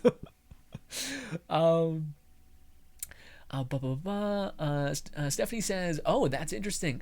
Thanks. We'll try it. I'm on console, and no, I'm in no. Okay, perfect. I can't wait to take care of Stephanie. I will drop all of the gear Sunday. That's a play together stream. I'll make a point to play some the game. Hopefully, you can pop in though for a Sunday stream. Yeah. Lone Syndicate says, and it's not like I wasn't enjoying what I was doing. I got to talk to different people about what I was into, like I remember. Coming into club and just asking, hey, what anime is everyone watching at the moment, of what games are you playing and into, and why. And I have so many fond memories of high school because all of these clubs, rather if I would just have gone home every day. Yeah, that sounds awesome. That sounds amazing. Sounds like you had a richer experience because of it. Also, yeah, interesting. Lone Syndicate. How do I phrase this? Are you in a conversation the person that is incredibly comfortable with how to put it? Not speaking. Are you completely comfortable talking about your interests with anybody? That's what I want to say. And do you always enjoy the circumstances in which you are talking with others about your interests? It's hard to get. I want to know something without asking it explicitly. Lone Syndicate says, and the funny thing I realize now that I'm hearing this out loud is that when I first started high school, I wanted to phase into the background and go unnoticed, but I did the exact opposite. I succeeded in my in that. I was the peak wallflower, etc. Wizard Spark says, gonna be honest with you, Grin. I did not enjoy Deathverse at all. Too many better battle royales and gameplay just feels stale. No, that's okay, Sparks. I do think to me it's something that it is a free game, so I wonder if just jumping in for an hour, because I feel like if you were playing for like a plethora, but if you didn't have any fun, then yeah, I don't know if you'd get more out of it then. The only thing I would say, Sparks, is as much as I understand that sentiment a little bit, there's one gameplay node that was left out of the beta, so maybe that could be some sort of like PvE kind of fun, who knows, or maybe it could be a different PvP game mode, and maybe that's better. But no, as much as I like the change of pace of Deathverse, I think I would say for me, I would have much preferred another kind of Let It Die. If there was a Let It Die where it had like procedurally regenerating dungeons, maybe with like a horde mode, maybe with like a battle arena gladiator type style throwdown thing with like blueprints to upgrade, a world to explore, lore to attain, that kind of thing. I would have preferred that, just because that's what I like in terms of games. And maybe if they wanted to take like this idea of this battle royale into the TDM and on like Let It Die 2, I would prefer that. I think that's a lot also to ask on a game that I doubt. I think Let It Die made a lot of money, so I don't think that's fair to say like, oh, this is a minuscule game. No. I think it made a lot of money with the death metal counts and stuff like that. But yeah, no, I understand the sense of like it not being entirely for you as well. To me, I felt like it felt good for the first good little bit for me, Sparks, but then I did feel like, again, I just don't know if that was atrophy of playing it for too long, but I could, like, Let It Die always felt like the gameplay loop of, like, perfectly dodging attacks with the AI, you could eventually get to sequence, like, back-to-back-to-back domination of, like, these haters, these screamers, etc. I don't know if I'm going to feel that way with PvP. Because typically what happens is when you're playing a video game, every single game that has PvP in it has matchmaking, a skill-based matchmaking. So when you start to win, you're going to start to engage with more of those people that can perfectly dodge and perfectly know how to fuck you up in 6 different ways. So to me, I'm not sure if I'll have that same satisfaction feeling that is that feeling I got from Let It Die of like when you start to get it, you just get it and you just keep getting it. With very few exception, whereas I feel like in the PvP of Deathverse, there could be that moment where when you start to get it, doesn't matter because there's someone who got it or who has gotten it way more, or has gotten like this momentum from getting like a bunch of kills at the beginning of the game. So now you're kind of like, even if you're on par skill wise, or even just a little bit better on skill wise for you, but he has this damage bonus and maybe eats the shroom at the right time, which granted you could maybe do the same thing. Then there's this variability that feels like there is that feeling of like taking an L when in Let It Die, that was the kind of the charm of the game, is if you knew enough, you never had to. You memorized all the attack patterns, you could figure out ways to super level yourself up and yeah, So I kind of get that Sparks a little bit. But again, I do think it's going to be a fun just kind of time to step back and do something else. Maybe if they started supporting Let It Die again, and then this was kind of like a supplementary, like, hey, this is gonna something that you can also chew on, which what people are saying for like Genshin. They're saying that other kind of gacha games could be your supplementive, like when nothing happens in Genshin, you could go to these other games and grind, which makes sense to an extent. Oh, but I asked Lone Syndicate a question. Let's see. I said, I am comfortable a lot more now about talking about my interests than back then, as long as the person I'm talking with also cares to listen. Then the person can tell me about their interests and have a nice conversation. That's what I was trying to find out, Lone Syndicate. Because to me, the way you described yourself in the leadership role, I wonder if just in inhabiting what you, even just your self-image, your perspective of yourself of being like, I'm the leader of this club, it's up to me to try to make momentum happen, to make conversations go on. And to me, I always wondered, like, it seemed like you were really charging forward, like you were charging, that you were taking everyone, whether they liked it or not, on this route of like, we're gonna talk about what shows you're into, why you're into them. We're going to talk about this game you're playing, why you're into those games, etc. I'm not sure what the robotic one looks like, but yeah. But I wonder what, because I read that and I got that sense of you basically having this like, I'm going to charge forward, but I wonder if that was enabled in a way because of the leadership position in this specific circumstance.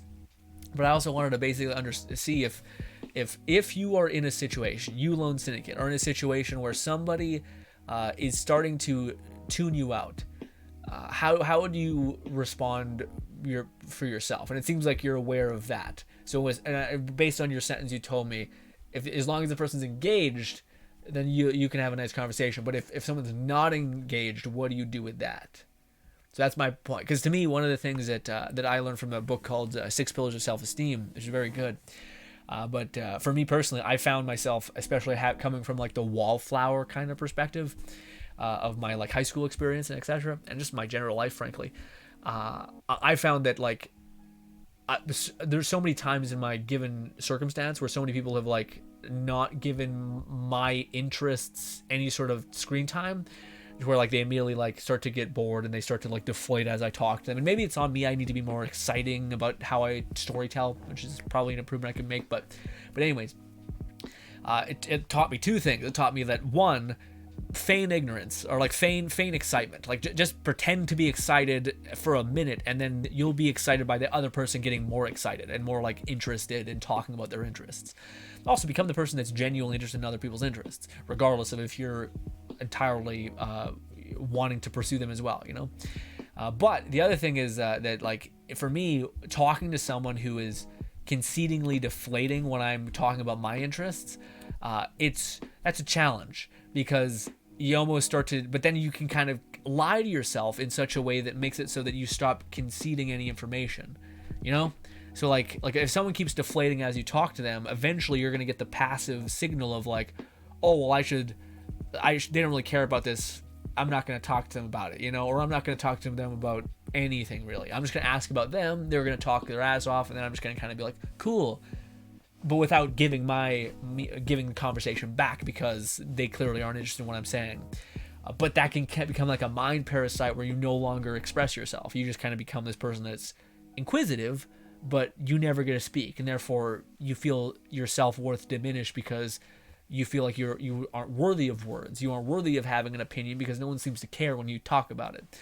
And I was wondering if because of your leadership role in this way, if that had the passive effect of giving you what I learned from that book with 6 Pillars of Self-Esteem, which is, regardless if anybody gives you the time of day or cares, still complete your sentence, still care, still try to finish your sentence, because just that should be enough to push you forward, you know.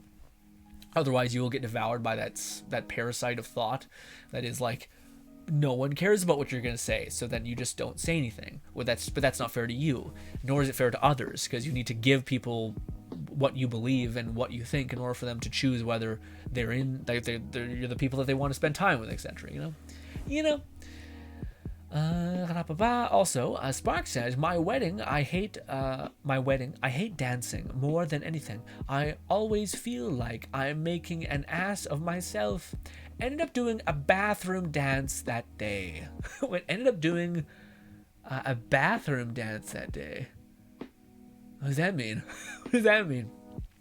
I also think dancing is one of those things which is like, I feel like it's one of those things where you feel like an asshole for the first little bit until you just completely give yourself to the cringe and you're like, is what it is, baby.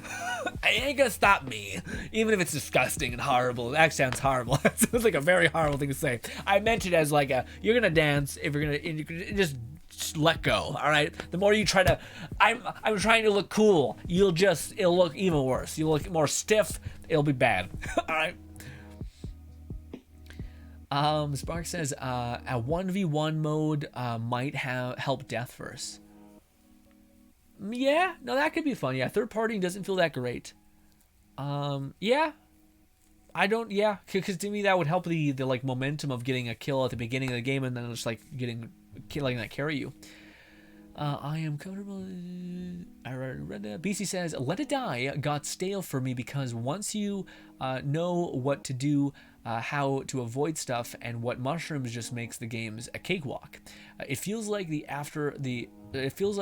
after a while there is no challenge anymore, or the challenge just becomes a BS avoidable one tap. Yeah, or it's like there's no challenge, and challenge itself is grind. It's like get a lot of gear and grind your way up.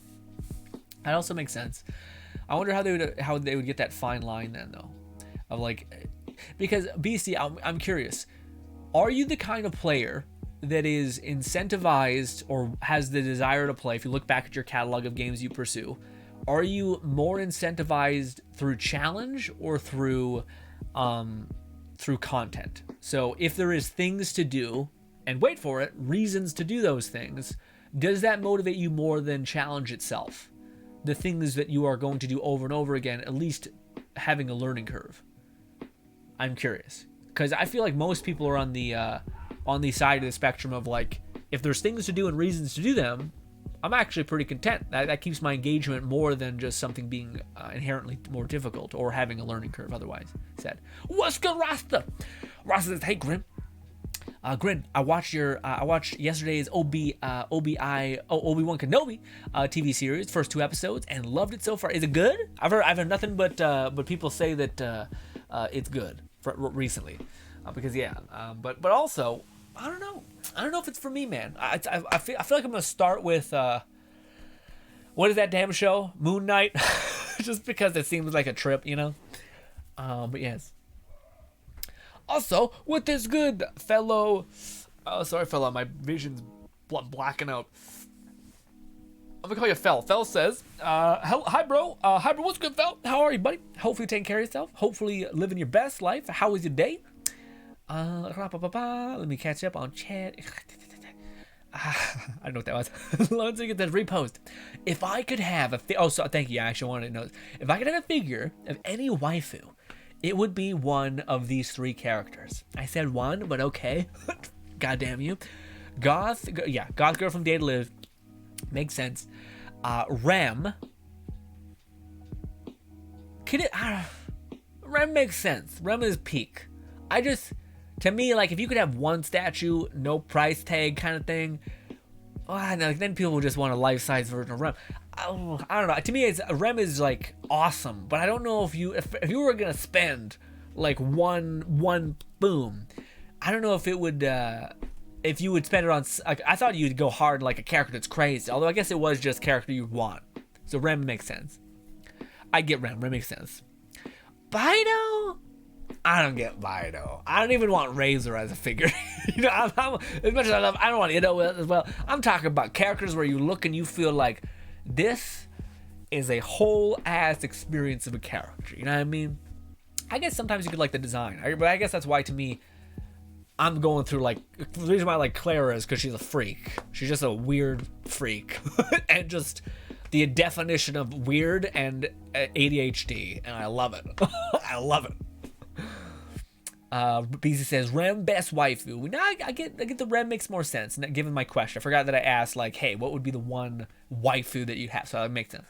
It wasn't about like intricacy of like if you could get a figurine that was basically uncapped wealth wise, what would you get? I think if I could do that, mine would be Azura. A statue of Azura that's pretty big, probably as big as the Attack on Titan ones that you usually see that are huge.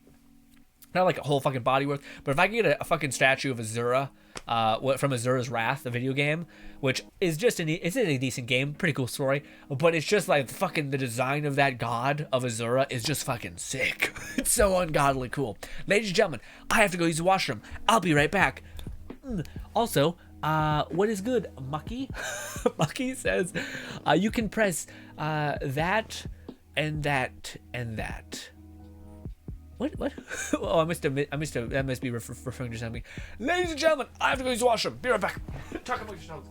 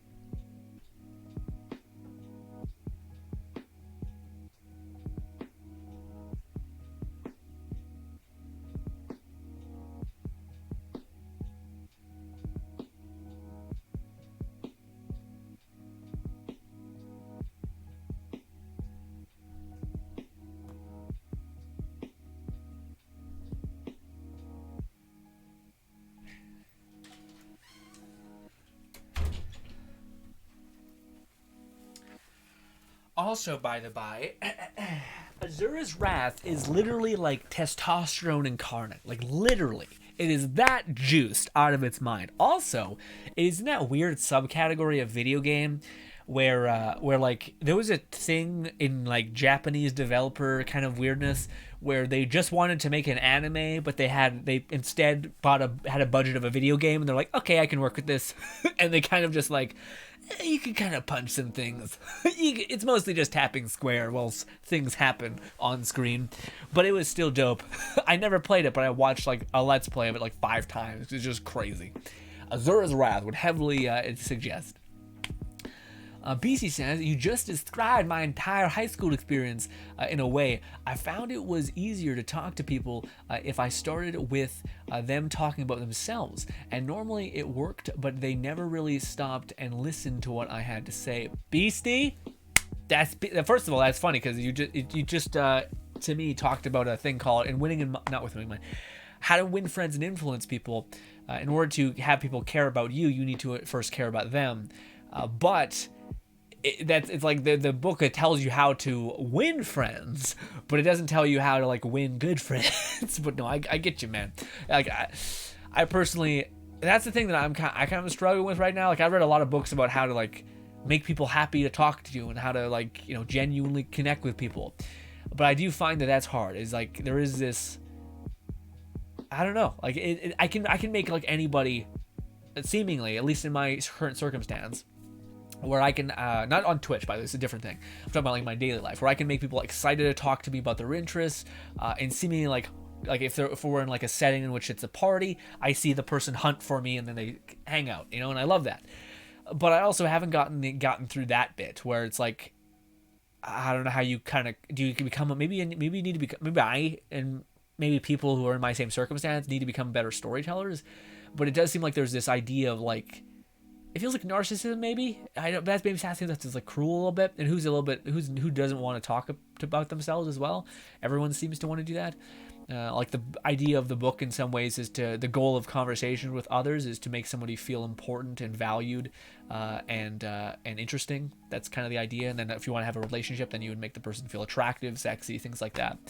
That would, you know, eventually splinter off into something, but yeah, man, I'm the same. I find myself in that instance right now where I don't know how to I can make people feel interesting and make people want to talk to me, but I don't know how to make people not want to talk about themselves so much. Like you said, I can build up goodwill enough to where they're like, okay, so what's going on with you? But I just see and maybe again, maybe it's partly on me because I see them deflate, and I'm like, and then that kind of becomes disingenuous to me of like, oh.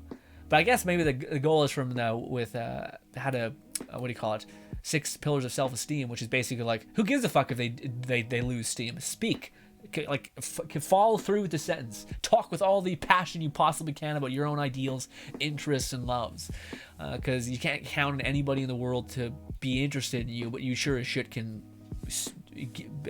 Be balanced. If you let them talk, take as much stage time as you determine you deserve.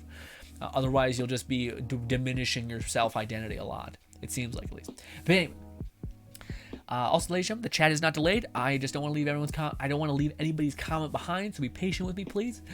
Lone Singer says, that's what you wanted to know. Well, in the club, at the start was that actually no one particular, and no one listened to me because my confidence wasn't there, and I didn't speak loud enough. And my advisor came to me and said, hey, if you don't get the club together, the club will have to shut down, and I don't want that because I enjoyed the club. I would be letting the person who nominated me for the role down. So they basically put stakes. They gave it stakes. So no longer so you had to be. That sounds interesting, Lone Snake. I think the lesson there is that the person put stakes on the line in which it became bigger than yourself, and therefore you had to change because the stakes were bigger than yourself, bigger than your self-image. Kind of sounds like the same instance as me. Like the fear of the bad grade broke my social anxiety to where I just kind of had to say, fuck it, we're no longer have social anxiety. We're gonna just talk a bunch, start being a leader. Interesting. I was letting the person who nominated me down, and I found my voice, and I started being assertive and I used because it was Always there because I talked to my friends, no problem. I just had applied those skills to now. Yeah, man. Well, that's the funniest thing, man. I feel like so many times that people fuck up through like conversational, social skills. Again, I'm an asshole. I don't know nothing. I just like talking to you guys about this. And this is my perspective of how it works. But again, I've said this to you guys beforehand. But if you can just dissolve your expectations of how a conversation should go, and your only expectation is for yourself and you just having a fun time with a conversation, then there's no requirement. There's nothing that signals that it's going horribly wrong, and instead you're just trying to have fun. In fact, the only signal that it's not going well is you not having fun by yourself, if anything, you know. Not, but also you should consider how other people are enjoying the experience too, of course. But yeah. Also, Mucky says you can press critical shift window B. I'm going to tell you the truth. I was going to troll you, but you're a very good person, man. I don't know about that, Maki, but thank you. There's no way I can make fun of someone like you. Thank you. I'm not sure about that, Maki. I don't think I'm that great, but I appreciate the temperament, the tempering of the joke. Appreciate it. Mucky says, a lot of fame to you, my friend. One day I'll come back and talk. I would love to talk to you, my friend. I would love to talk to you. Thank you for stopping by. Lone Syndicate says, I'll wait. That's lucky. He could have came in when we were talking about anime, and he's like, I'm gonna light this guy up. I'll fuck his whole shit up. And we just lucked out they were talking about like social anxiety and whatnot. Oh shit. Lone Syndicate says, always there because I talk. Oh, right, I read that. Undead says, I'd have to go with a figure of a gorilla. Am I reading that right? Gorilla's one of my favorite all-time faves. Wait. Am I reading that right? Gorilla. Is that the like band? That looks like a band name. I feel like I've seen that around. Is it about gorillas? Is that how gorillas is spelled? It might be. I've never seen the word gorillas, I think, written down. So gorillas are the band, Undead.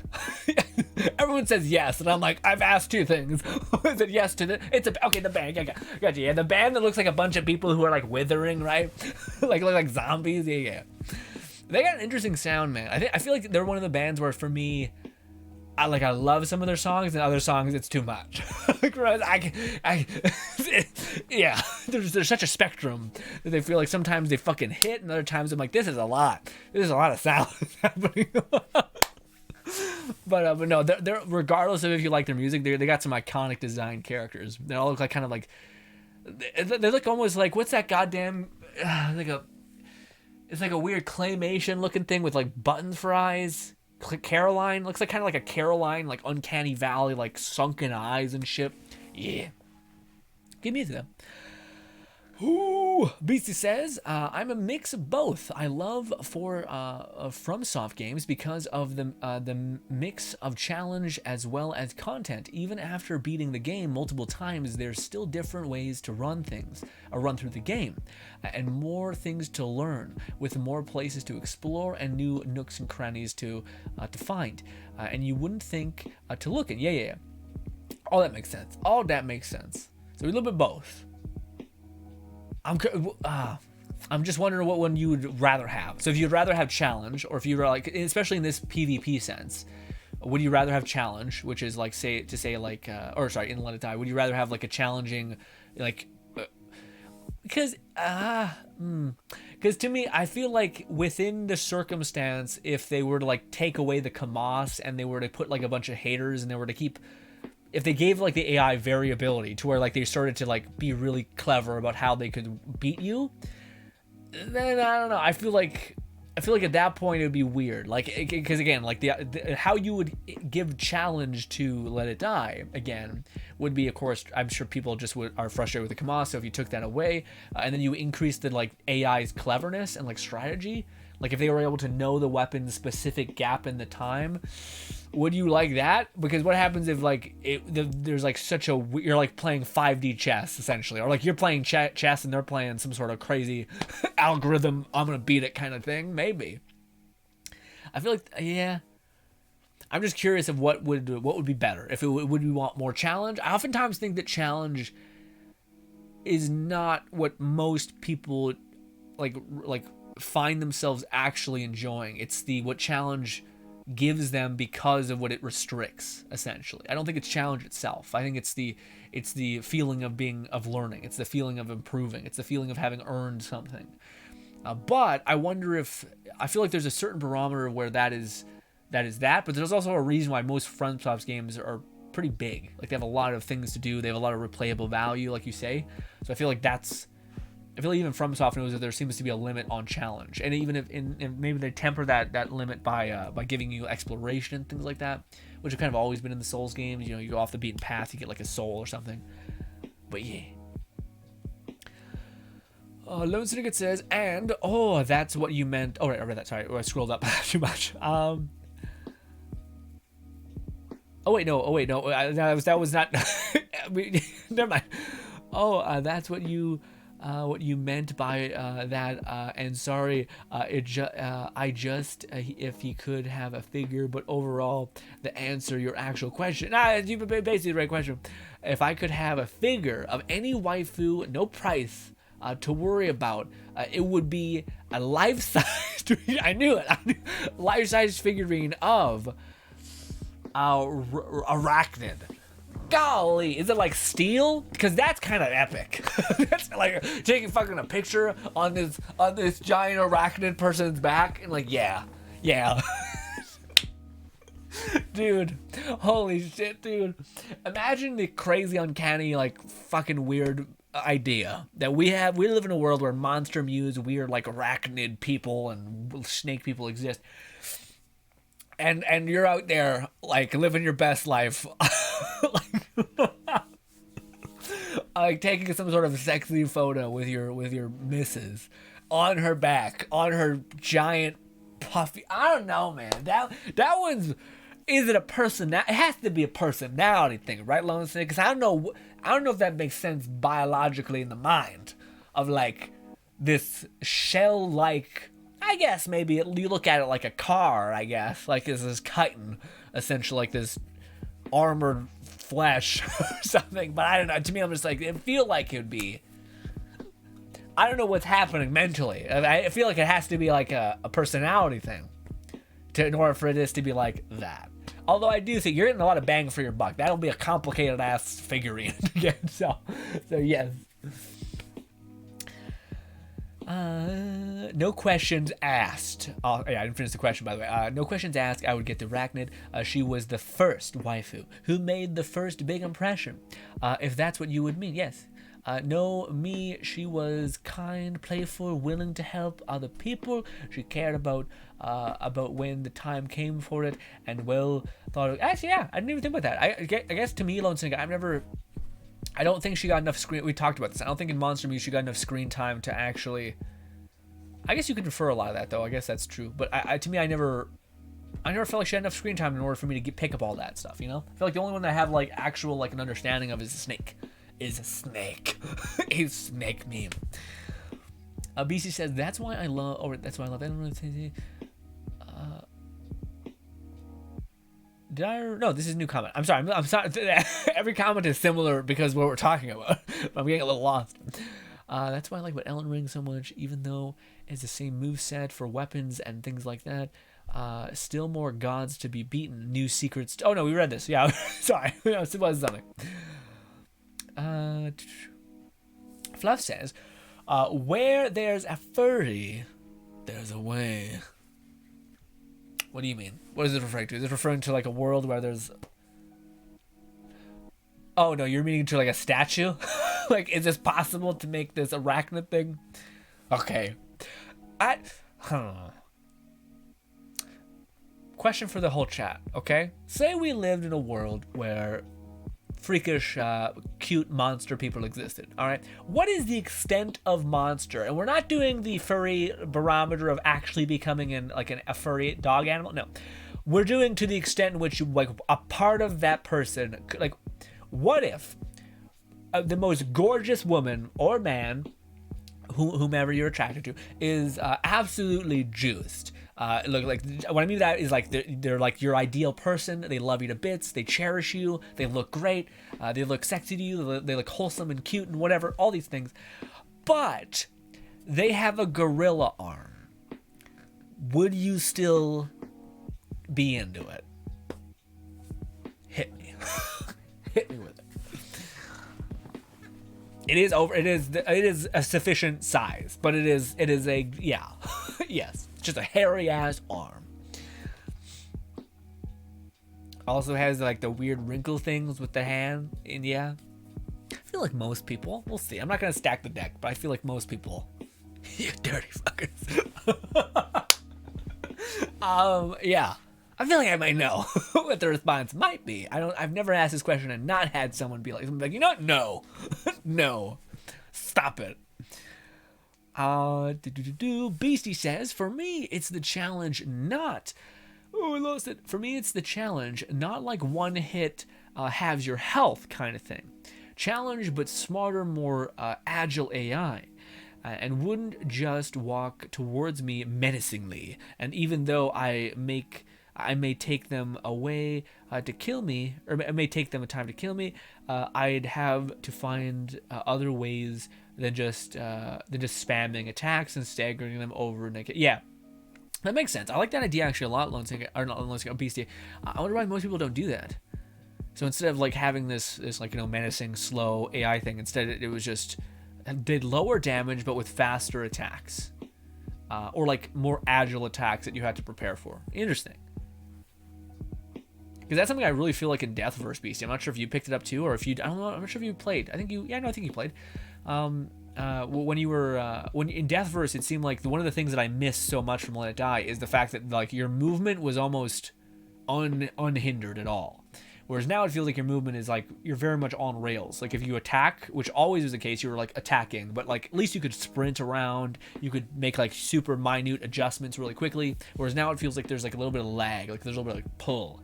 Which leaves you having a little bit of latency, which feels kind of bad to me. I feel like I don't have as much agility, like you're saying. Like I can't react even a little bit faster, you know? It's almost like pre-reacting is what it feels like. Outside of the Holoverse and androids, I'm also hoping to pick up one of Yang from Ruby. Ooh, okay. Yang Finger from Ruby. Okay. She's up there as one of my favorite anime characters. Yang? Yang is the one that has like the cool blade that like attaches like it's kind of like a rope dart kind of thing, right? Or I think Yang is the one with little ears, I think, right? Or is she the one that's like giant like punchy gauntlets? I don't know. I used to watch Ruby. Red, white, blue, yellow, Yang. Red, white, blue. Oh, yeah. Okay, yeah. Yang is the shotgun fist person. Okay, no, that's her. Yeah. No, she's aesthetically really cool. She's probably what like right. I don't know. I like Ruby though. I like Ruby as like little red. Looks fucking sick as well. Actually, I like the bob cut always. But yeah. Fluff says you were talking about logical of the spider lady waifu and how you'd work around it. Oh, yeah. To me, it's more like just the whole idea of it all. Like to me, I get. Oh yeah, okay. I see. I just remember what I said in conjunction. But yeah, to me, it's the idea of like, how much are you willing to sacrifice for love, essentially. Lone Syndicate says. The correct terminology is an abdomen, and that would be cool. A giant spider lady statue made of steel. Hell yeah, I would take like riding it like a majestic horse or something. Oh god. Undead says yes. Gorilla arm can't be just a perk. Okay, but wait. Let me see. I'm just gonna cash in. I mean, if there's I mean, if they're all those good things, like you said, the gorilla arm wouldn't stop me from appreciating the positive attributes of the company. Lone Syndicate says the only problem I see with having a figurine is where is where the hell are you gonna put it? I need. We'll see what you do, Lone Syndicate. Because you say, and I need there to be like she's sitting on a golden throne, sir. And then you just throw it. You sell the throne and you buy a house, and yeah, you've stacked the deck. Anyway, as big as my living room and as this centerpiece. It would any step, yeah. It would just take up the whole living room.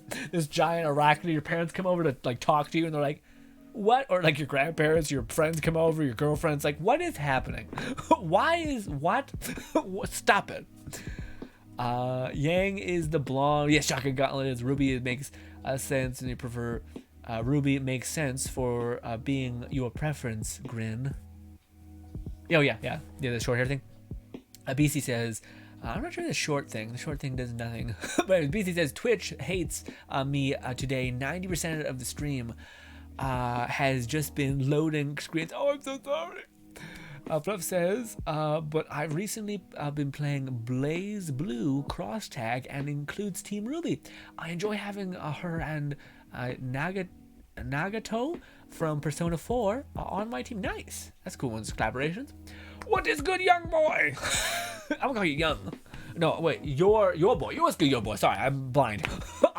Your boy says, what is your opinion on 1 gallon jug of lemon iced tea, Arizona?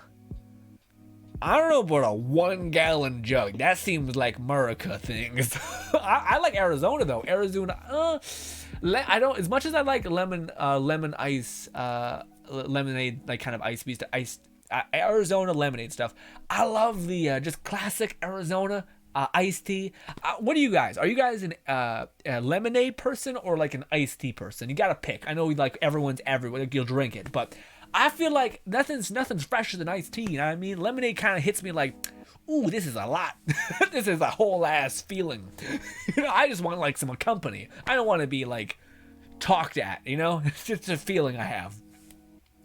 Anyways, let's get back to my question about this. Also, Lone Syndicate didn't ask. I think he was just like, yes, GRINN, what do you yes. Okay, so you guys accepted. I didn't hear one person make a peep about like, no, GRINN, not this. Because he says America. But and the scythe and her overall color scheme, personnel. Yeah, no, everything makes sense. Everything makes sense, love you, right? But so our question was last time. You have. Oh, I could really make this not work, I think, for a lot. Okay, our question. Oh no. Stephanie says that's tough, lol. I guess fresh ice with mint. Ooh, okay, iced tea with mint. Yeah, see, mint. I've never tried with mint though. I guess that would add some clarity to it. Okay. BC says, also, I've seen the exact same thing yesterday. I bought a big jug. Golly. Yeah, I guess it makes sense. It doesn't get bad. Like, you can just have it, especially for summer. It makes sense. You win this one, Marika. Undead says, used to work at a gas station. Seen a lot of gallons of iced tea stuff. I had this regular that would buy like 5 mango Arizonas and dump them all in the empty gallon of milk. I mean, I don't know, man. What do you call Undead? Do you... as soon as you tell me that, I just think of the people who are literally aspartame, who are literally just like Diet Cokes. And I'm just like, dude... That's so much. I just feel bad for your teeth. It's like not even just like just the carbonation just fucking beating the shit out of you, that plaque in your mouth. But yes, Lone Syndicate says, I would tell them how it is and say, listen, I love both 2D and 3D women while I cup my hand loudly. This is who I am. Gotcha.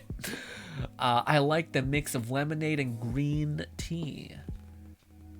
Y'all fuckers aren't playing the same game, okay? I gave you 2 choices. You're like, well, like, come on, cunt, don't fucking change it, all right? I would have said this. I don't know what to compare it to. I'm sure, golly, people, golly. I would okay, greens. I'm assuming lemonade. Okay, I'm assuming you prefer lemonade over lemonade and iced tea. Okay. I love you guys so much. 2 people came through and were like, well, like, what happened? What was very simple question.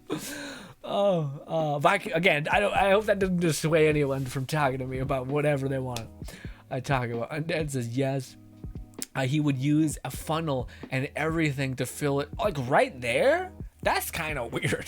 Just like, excuse me while I do this whole experiment. Golly, brutal. BC says, what I mean, hey, there is something to be said for that. Of like, hey, don't you're gonna judge me. I'm just not gonna make it stop. I'm not gonna stop doing this. Okay. Back to the initial question. We originally asked if you could have your ideal partner look great, you're attracted to them, all these things, cloud 9, 10, 10, 10 across the boards, but they had something that would otherwise, maybe even by society standards, maybe by your preconceived standards as well. Let's say it's an arm and a leg. Nah, let's say it's both arms and legs. Not above pee-pee or hadada. Okay? You have human things. We're not getting fucking foul that bad, okay? They just got a big-ass, furry, thick as fuck gorilla leg and gorilla arm. Man or woman, either or. Would you still accept? I'm trying to find everyone's barometer of, like, crazy, okay? I'm trying to paint it for myself. I would still accept at this point, but there might be some mental gymnastics that need to take place. Like you could wrap the crazy hand of fur and giantness in like gauze or something. Although that feels a little judgy, frankly. But yes, yay or nay, people, yay or nay. Same premise as the first question, except now it's significant more gorilla in the whole swing of things. I will wait patiently for your response. And some of you could just jump to the end of this conclusion, which is, what is the extent in which you are willing to accept gorilla human? Which, the reason why I say gorilla human is because it's a weird fetishization of cat ear things and like dog ears and such. We're not trying to gamify that. We're trying to give you someone who's a little bit in the middle. God damn it, Sparks. Gonna make me spill my coffee. There we go. Woof. Oh. Lone thing it says, I was just saying my opinion on beverages. But lemonade. Got it. Sparks says, any Destiny player? Sparks, how is the new season, Sparks? And Sparks, as a Destiny fan, have you noticed a decrease in the game's relevance? Because for me, as a person who used to be really into it, I had the thought the other day of, is Destiny like quote unquote less in the zeitgeist or less popular than it was, and by what extent? Or is it that I was so deep into Destiny the game that I now that I'm not into it, it looks like it's dying, but in reality it's maybe just because I was super into it and now I am no longer playing it. I won't say I'm not into it. If I had time I probably would get into it still. But yes, Stephanie says, if you love someone, you love them the way they are. That is true, but I'm also, to what extent? To what extent is there a visual hindrance or visual adjustment? I don't know. Yeah, see, to me, I don't think, like, if someone was paralyzed, like in a wheelchair or something like that, I don't think that would make have any sort of mental sway.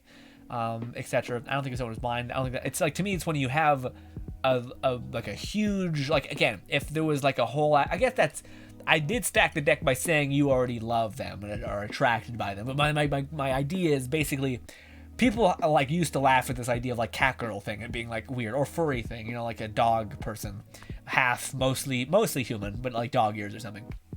And there's a various spectrum, but sure. But people used to have like this perspective of this, and I'm wondering to what is everybody's line of like, that's a little much. That's a little much for your boy, But that's a very sweet thing to say, Stephanie. I kind of do agree with that to a point. Although I don't know, man. A part of me, like, as much as I do believe like love is a beautiful thing, that you should kind of like stand by the people that you love them and accept them for who they are, I also think that people do need to try, you know? Like, to me, I think people getting caught up in the idea of like commitment and love. But if somebody is not committed in loving you as well and also putting the work in to like remain attractive, to remain present, to keep trying, you know, and not just be like, fuck it, you're stuck with me, idiot. And then you're just coasting. You know, I think that's also where like the idea of full-blown love commitment can get toxic, to where like, you know, you deserve someone who tries, you know. But I guess 70's more talking about like you accept the person you love because you love them. Although I don't know, I think people are, yeah, I think there's, to some extent, you are a person, everyone, I say, not just you, but everyone is a person that, well, maybe not everyone. I suppose I think there's a point in which people wouldn't accept a thing of, even if love, if they did deeply love that person, you know? Maybe not. Maybe love, you know, conquers all, you know, mountains, all these things. Undead says, you're telling me, I knew you were gonna do it like this, and I didn't even need to read it. You're telling me I could be hanging from a tree, from a monkey feet, and hang with other monkeys. No, I mean it. No, not you. You are not the primate, half human. You are a person. You are you and your companion that is heavily stacked the deck wise. You care about them. They're attractive to. Let's not say you love them. Let's just say every box is checked. You find them attractive. They're like, they have all the little things you like. You know, like they're committed. They're fun to talk to. They make you laugh a ton. But you know, gorilla legs, gorilla arms. Yes. Maybe not gorilla legs. I don't even know if I think they have really stubby legs. Let's just say like fucking giant fur weird leg things. But not, it doesn't go above the upper thigh, we'll say. I can get into some weird fantasy nonsense.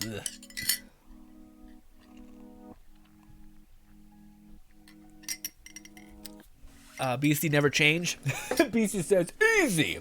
Love me a buff woman. I didn't say she was buff. I just said she had some. Actually, no, I did. I said her arms. Someone said that, right? Yeah. I did a hydrate. I'm not sure if I'll cash in the status points because we haven't done it in a hot minute. Granted, it's only one. Maybe we'll do it. Oh, my nose. Fluff says, I mean, I happen to like a VTuber that's meant to be an angel, but has the grip strength that rivals a gorilla. So I'd still be fine with it. But visually, nothing? Visually, you're like, fuck it. Because then the next piece, which I feel like we're getting real dangerous to where I hope everybody jumps ship. What if the whole bottom half, all of it, dude? We're getting into some real. Don't answer this one. Don't accept or deny. Now we're getting into some actual, some like fucking against the law kind of things. But yeah, I got real close. Also, I don't know what VTuber has the grip strength of a god. I feel like this was a masturbation reference in some way, as like weird back and forths tend to happen. Also, undivided attention redeemed by our boy Spark saying, just have a lot of credits. What a waste. What an absolute waste. Well, no, I was going to talk about undivided attention to credits, but like, it's not. Let's not do that. Lone Singlet says, well, you know where I stand, Grin. Compared to what I said before, yes, I would literally said I'd be with a woman even though her half. But yeah, is it just me that like the arachnid thing or like the snake thing is significantly more weirdly acceptable than a gorilla? That feels too close to human like bestiality. Things. I don't know why, but it's that yeah. The snake thing, maybe it's fucked up, but that I can, yeah. It's less horrifying. Gorilla legs. I did that. The spider body, and you think gorilla arms and legs are gonna stop me? It's such a horrible thing. You think that's gonna stop me? As long as you are not creepy person or crappy person, we are good and even. No, I think this is strictly like whether like would you pursue this person as a companion, basically, or a relationship is a good way to put it as well. Stephanie says, that's different. If the other person doesn't love you, it's hard to love them back. Interesting.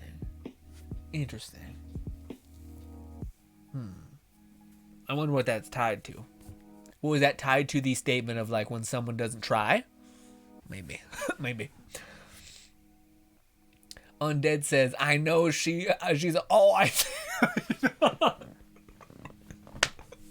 you're getting like princess carried by your husband or waifu. Honestly, that's kind of it's both horrifying and beautiful. Honestly, again, it's the point in which the question becomes genuinely hard, because most people are like, yeah, dude, like what? Like you say they're like my ideal person, then fucking yeah. Like are they a cunt? Then no. Then they're a piece of shit. Get them away from me. But if they're actually a person that I would vibe with, then yeah, who cares about some cool fucking crazy arms, you know? But the whole point where it becomes yucky to me a little bit, where it's like, oh, you're really getting close to hunting and yeah. Perhaps that's judgy. I'm not ready to concede, so I'll be maybe judgy for a little bit. BC says, hell yeah, I'm with Syndicate, as long as you are not, and as you're cool in my... What, guys, what? The question was as simple as, will you pursue this person's relationship? So I'm all game for like, if there was a actual gorilla person who is like all like centaur, I'm all fully into like, I'd be BFFs with everybody. But as far as you being able to be intimate in a way that is almost identical as being intimate with a... Yeah. Maybe someone could argue it's intelligence, like that's a part of it, but I don't know, dude. We're getting dicey. We're getting real dicey. Fluff says, if we're just talking visual levels, then I'd be fine with it. You mean like which one? Guys gotta specify. I'm not sure which part we're at. Are we still on arms and legs? Or sorry, yeah, arms and legs, but not like the whole package. I don't know why. Y'all gonna have a whole kind of response.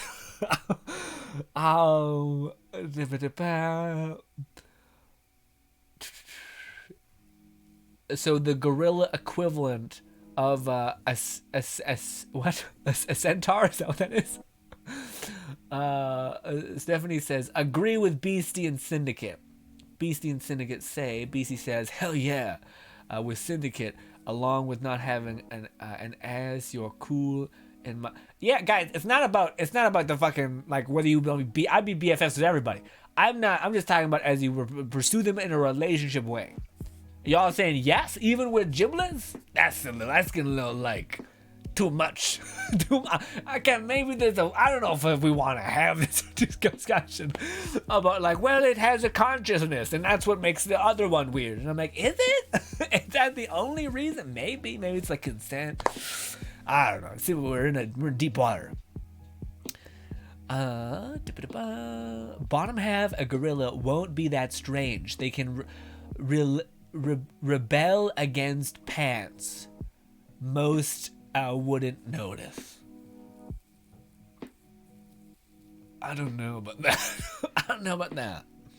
BC says pants are for nerds. It's true. Again, that's a whole thing. That's a whole ass thing.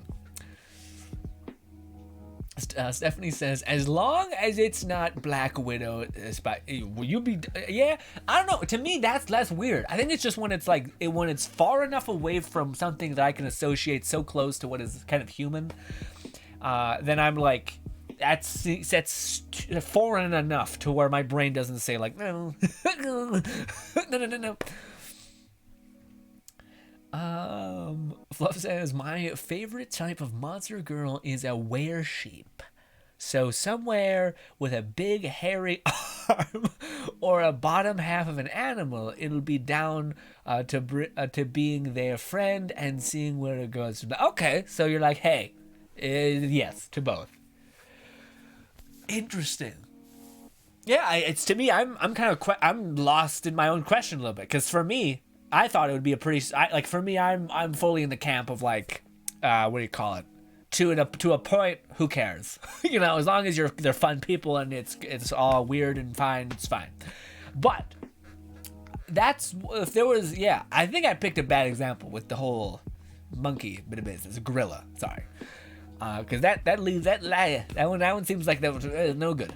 But like the whole weird snake nonsense thing, that one I wouldn't think would matter too much. Granted, that seems also weird, you know. Where the whole thing.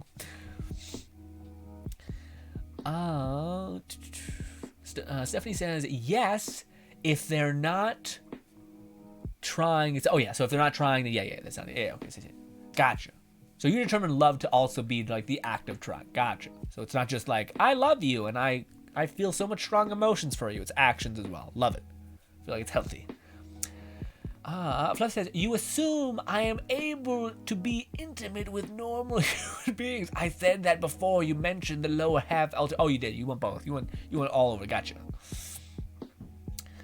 Undead says, I have a feeling this is gonna spiral. I think it already has. Undead. Knowing us, it'll continue. But you know, let's ride it through. Let's ride it down. And it's spiraling. That was the whole point. That was the whole point that was supposed to spiral. That was what we're talking about now. Beastie says, I'm gonna refresh again. Sorry, Beastie, man. Sometimes Twitch is shitting its pants. I even think today we have access to the thing that allows you to degrade the quality, so it's not like too crazy. Beastie says, I'll gladly take a Black Widow, love me, the little danger. Really? Okay, is that genuine, Beastie? You're just making a joke. Because to me, man, I don't know. I know some people like the idea of like a relationship in which they are like, I like to pursue people. And I'm just like, I don't have time for any of that, dude. Are you in? Are we, like, I need to have someone who is as in as I am, you know? Best I could do. No, I was about to say best I could do is tsundere. I can't. It's just fucking too much work. It's excessive. I'm trying. I want you to try. But the whole danger thing, that sounds like some like. I don't mean to be this way, Beast. Hopefully we're good enough friends where we can have an open discussion about it. But is this like a? It could be a joke. It could also be like a little bit of like maybe mommy issues. You know, a little bit like, hey, fuck me up a little bit, which is fine. But I'm just curious where that is, and with you.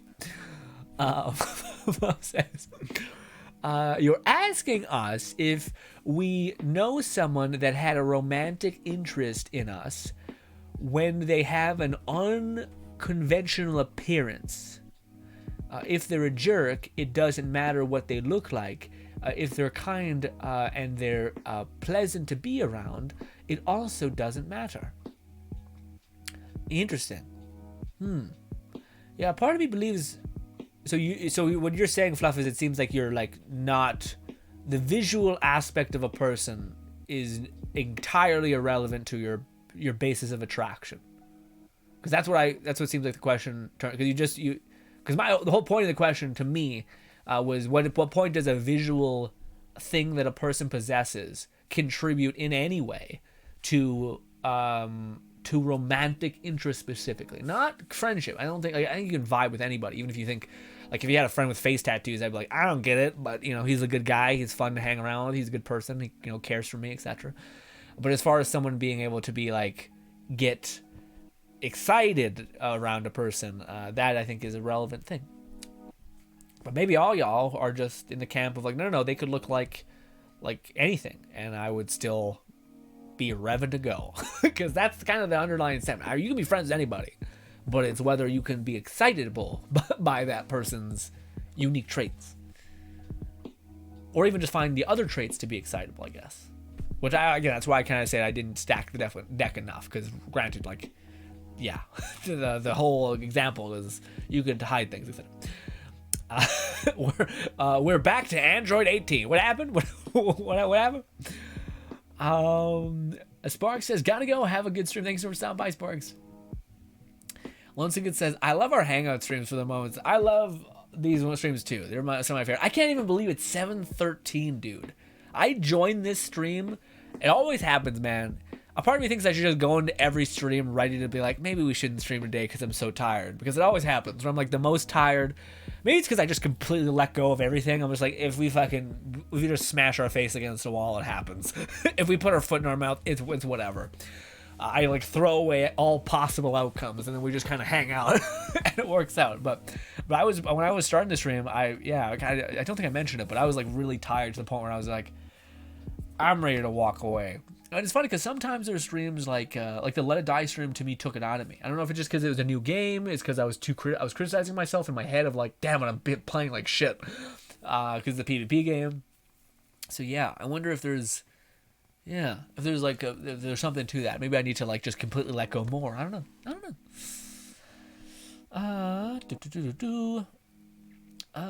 Undead says, the mess me up vibes makes me think about a buff woman and buff women being... Oh, I gotcha. And then as Stephanie says, hey, back to Android 18. Okay. Before I leave you guys, I would like to discuss one more thing. Because I think you guys are all cultured. You haven't judged me yet for asking various questions, which I cherish you greatly for. What is it about various subsectors of culture... and like culture, let's just say culture, where it seems like for the longest time the kind of tomboy aesthetic, which is to take someone that is inherently feminine and apply what society, people generally, who knows, consider to be masculine traits, whatever that could be. Maybe roughness, maybe a lack of poise or whatever, just grunting man and all that. So the whole tomboy aesthetic has been rife with like, let's go, baby, hell yeah. And recently, the whole like femboy aesthetic has also come into fruition. This idea of taking taking masculinity and adding inherent amounts of femininity to it. Generally, whatever people could perceive as this. This is people could argue society, that's not that. These are just people having whatever. What is it about that is appealing to so many people? About like is it like just the fact that it's different, like the fact that people aren't used to those kinds of things, like people are used to feminine people being feminine, etc., or not having these kind of different traits? Is it like a taboo? Maybe is it because these two things are like polar opposites in some ways, and when they clash, it's actually like, oh, this is exciting and interesting. Who knows? Also, God, no, okay, we're fine. So I thought that fucking music turned off. That was awful. The music drops as I'm talking about this. The music helps our conversation seem less weird, frankly, because there's momentum constantly pushing us forward or something. Like, imagine this conversation, all the conversations we had, dead silence after like a pause. It would be hellish. It'd be the worst. Flo says, I spent a majority of my life knowing people without seeing what they look like, so I care more about the personality or over appearance. If your example is, as you say, they were romantically interested in me, I likely feel the same way in return. Okay, all right. It's a Beauty and the Beast scenario. Doesn't need to be furry. Yeah. Undead says, personally, I really don't know why, but tomboy girls are just so cute. I agree. Dude, to me, what do you call it? Like, if there was some sort of weird, like, thing that I don't know what happened, I think it's because when I was a young kid, I did not see any sort of difference between a man and a woman at all. And also, I had way too much self-confidence and or just no self-judgment perspective. So I would literally, this is the worst. I hate that. This is one of those memories where when I think about it, I just break. It's just like, Undead says, I can't explain it, but oh Lord, like, you don't have to explain shit. I get it. I understand. You're talking to the choir here. Okay. But when I was a kid, I used to do this thing. Like, this is the level of cringe where your boy was at. All right. But if I So I would literally go. I was like grade 3 or something, so we were pretty young. But this was like grade 3. I would literally go up to all of the. It hurts so much. I would literally go up to all of the like girls in our class and like just like fucking as much confidence as you possibly could think. Just being like, so all the girls are gonna be chasing me at recess and whatnot. Do you want to come do that? I would just go up to everybody, and all of them said yes. I had like 15 people doing this. All of the girls in the class did it. It was insane. Also, I think it's just that like, hey, it's a fun, goofy, like we're playing a game. Do you want to come play a game with us, kind of thing? And it worked out. But with that, basically, my whole life always had way better friendships, etc. with women. Don't know what that's probably a bad thing. Maybe, who knows? I don't know. Yeah. With that being said, I've always had homeboys. It's just yeah. Anyways, there was this one person when I was a kid, where basically it was the first time where I was thrown for a loop, because it was the first time where I ever was introduced this idea of like a girl being different than a boy, I guess, in this specific way. Let me tell you the story and you'll kind of understand what I mean, at least in my perspective at the time. But basically, when I was a kid, I had this birthday party. I invited all my friends, and one of them was one of my best friends, was this like redheaded girl with freckles, and she was like classic tomboy, just like basically one of the boys. Okay, which turns out that's to most women as well, but it's maybe certain things societal wise that maybe push them through make them look through things through a lens, maybe, and that's where they're like, oh, if you're gonna judge me, I'm not gonna be this way. And then as soon as you take off that judgment, they show you, they just let go, etc. You got homegirls essentially, rather than homeboys. But essentially, this girl came to my birthday with a fucking frilly ass, big as hell blue dress. She looked gorgeous, cute, etc. But my dumbass was like, I literally walked up to her. I walked up to her. I was like, why are you wearing that?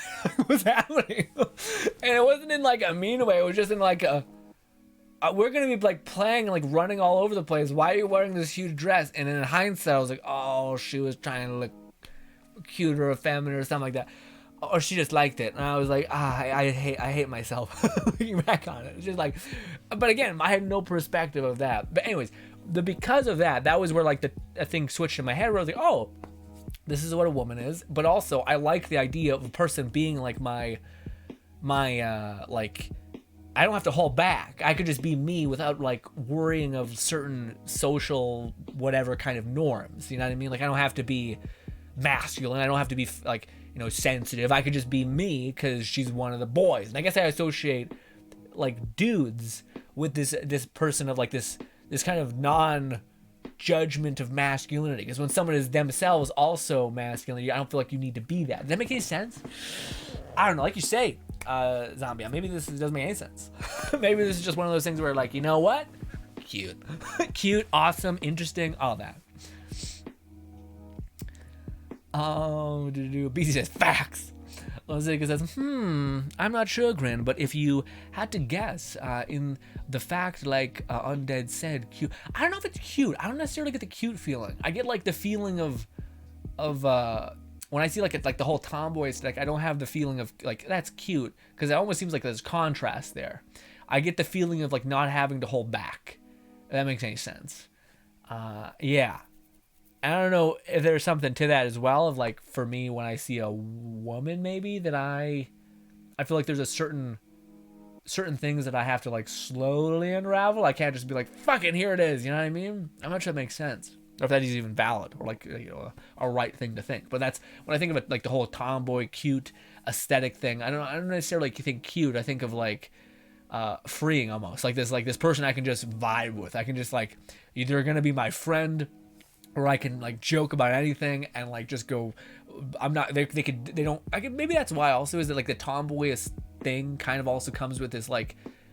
To me, there's like this sense for like people wanting to like wear certain things or like put on a facade, and to an extent, which is also nice. Sometimes a facade can look pretty, can look very cozy and comforting, and can give you kind of like satisfaction to an extent. But it's also like when that shell comes down, that you get to see the person be, and then in turn you are in a way enabled to be, and I think that's kind of nice. So I think maybe that's part of it, maybe.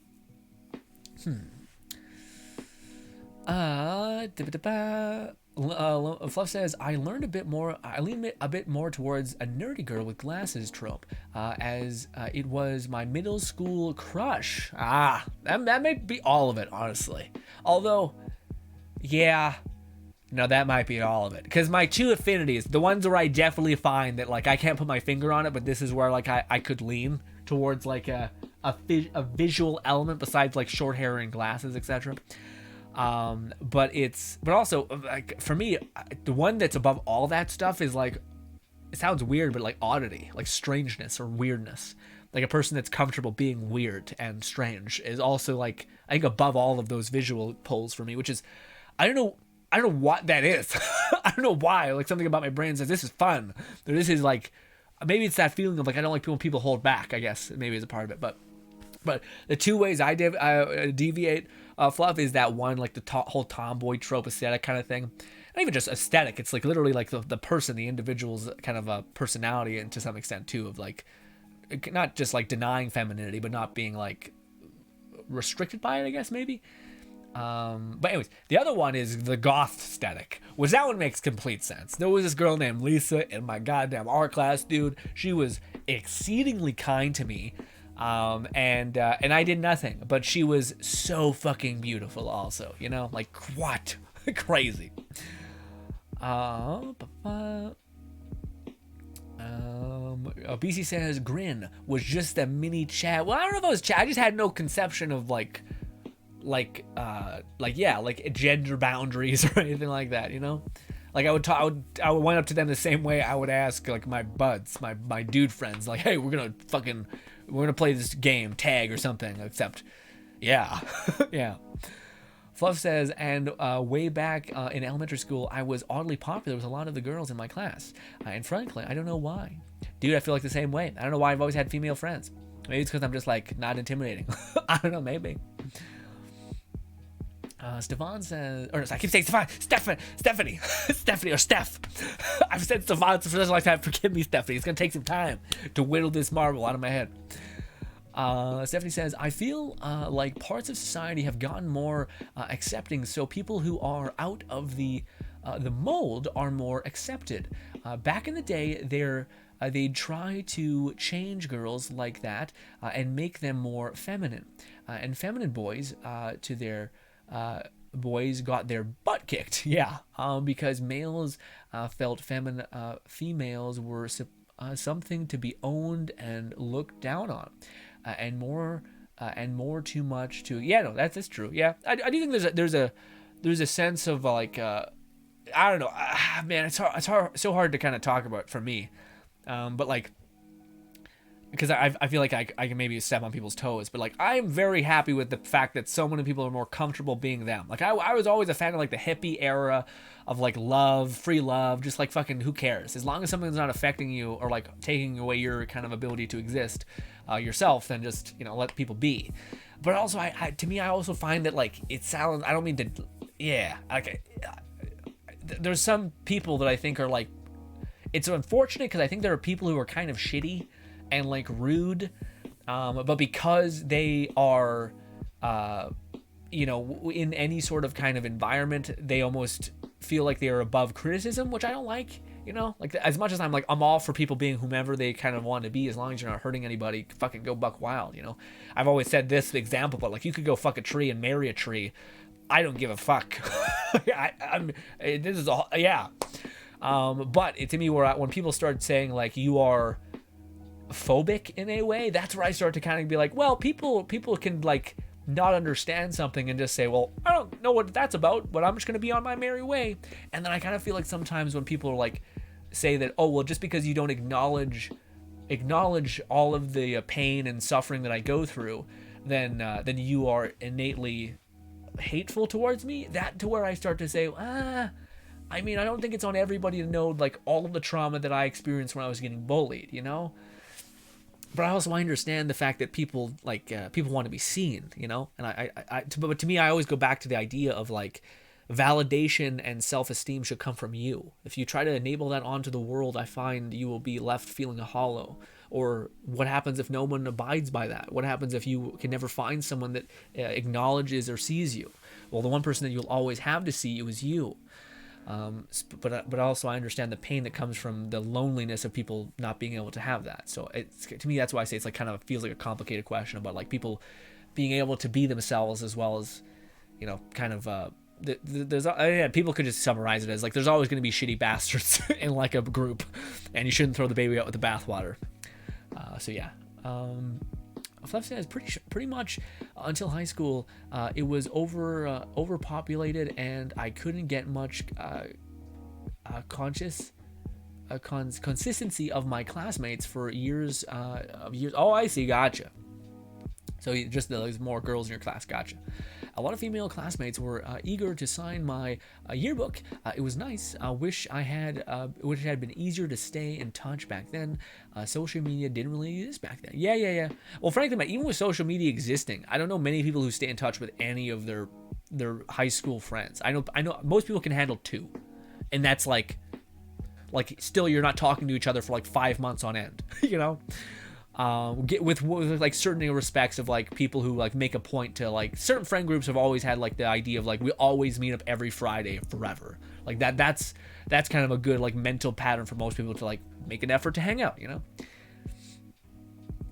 Undead says nah, not cute. I'm thinking super I get that. Yeah, super attractive. I agree with that one. I can abide by more. I do feel the like for something about this.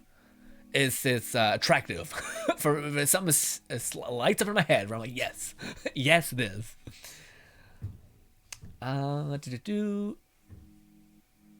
Best of both worlds. Yeah, maybe that's a good way to think about it too. It says, are we gonna spend another 30 minutes on this topic? I can already see it. Well, now that you told me that, oh yeah. Okay, so ladies and gentlemen, before I'm gonna read the rest of the comments, but who should we go raid? Because I do have to cut my hair and also try to finish my book tonight. And I have to eat still. So yeah, I have a whole busy night ahead of me. But yeah. But this has been lovely. But let me finish up reading all you guys' comments before we start to wind down too hard here. BC says, yeah, less cute, more comfortable and sexy, I would say. Okay, less cute. And more, to me, yeah, that's where I was thinking too. That's the best way. I oftentimes say things, then I don't know how to like calcify them, and then when you guys are like, that was what I feel too, and I'm like, that makes more sense. I threw 5 things at the screen. I didn't know if all of them made sense, but if one that makes sense. Comfortability for whatever reason to me sounds accurate. Now, why? Maybe it's because of gender things. We kind of hold back. Or we assign certain things to certain people, groups of people, and those things allow us to, when they have multiple traits of the groups that we're aware of, then we can kind of let them benefit from both of the same groups, I guess. Although groups makes it feels a little bit weird, a little bit like yeah.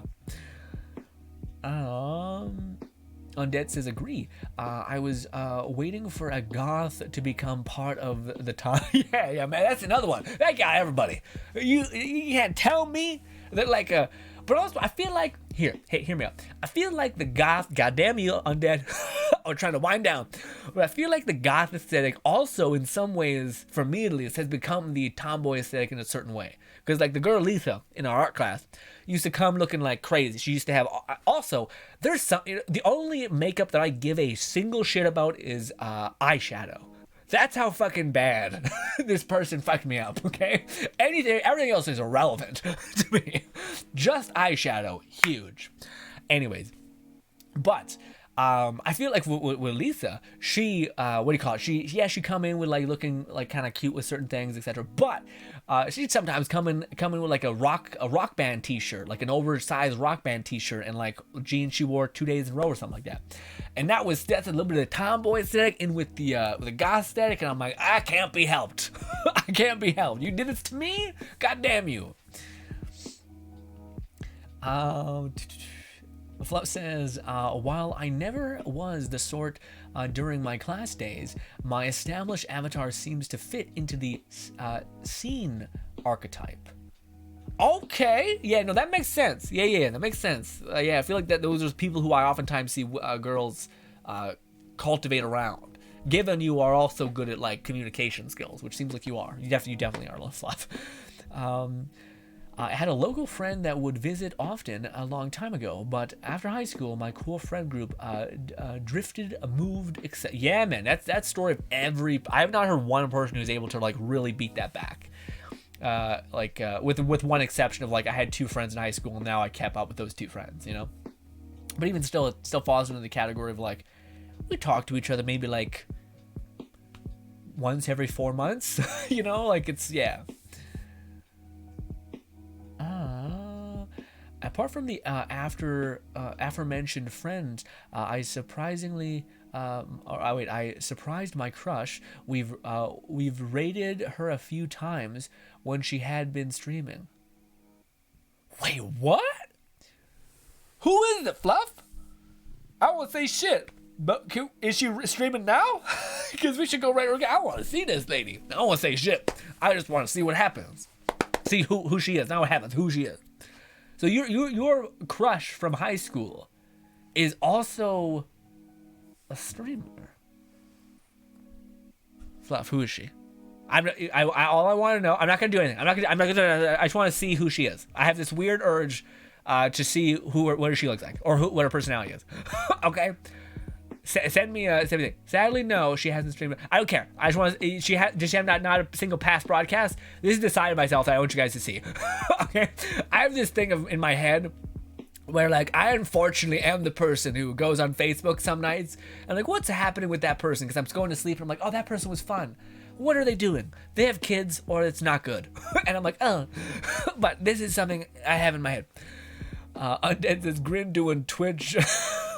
No, I'm not doing that. I hate that. I hate when people make things weird for other people. I am not gonna try to fuck Fluff's life up. I just want to see what kind of charm this person had. That's a person. Got it. Hopefully I'll scroll. We're about to end the stream anyway. Ladies and gentlemen, give me a name. Who need to go raid somebody? Somebody get somebody else who is hanging out. I have nobody that we could go raid. I need y'all to throw a name at me. I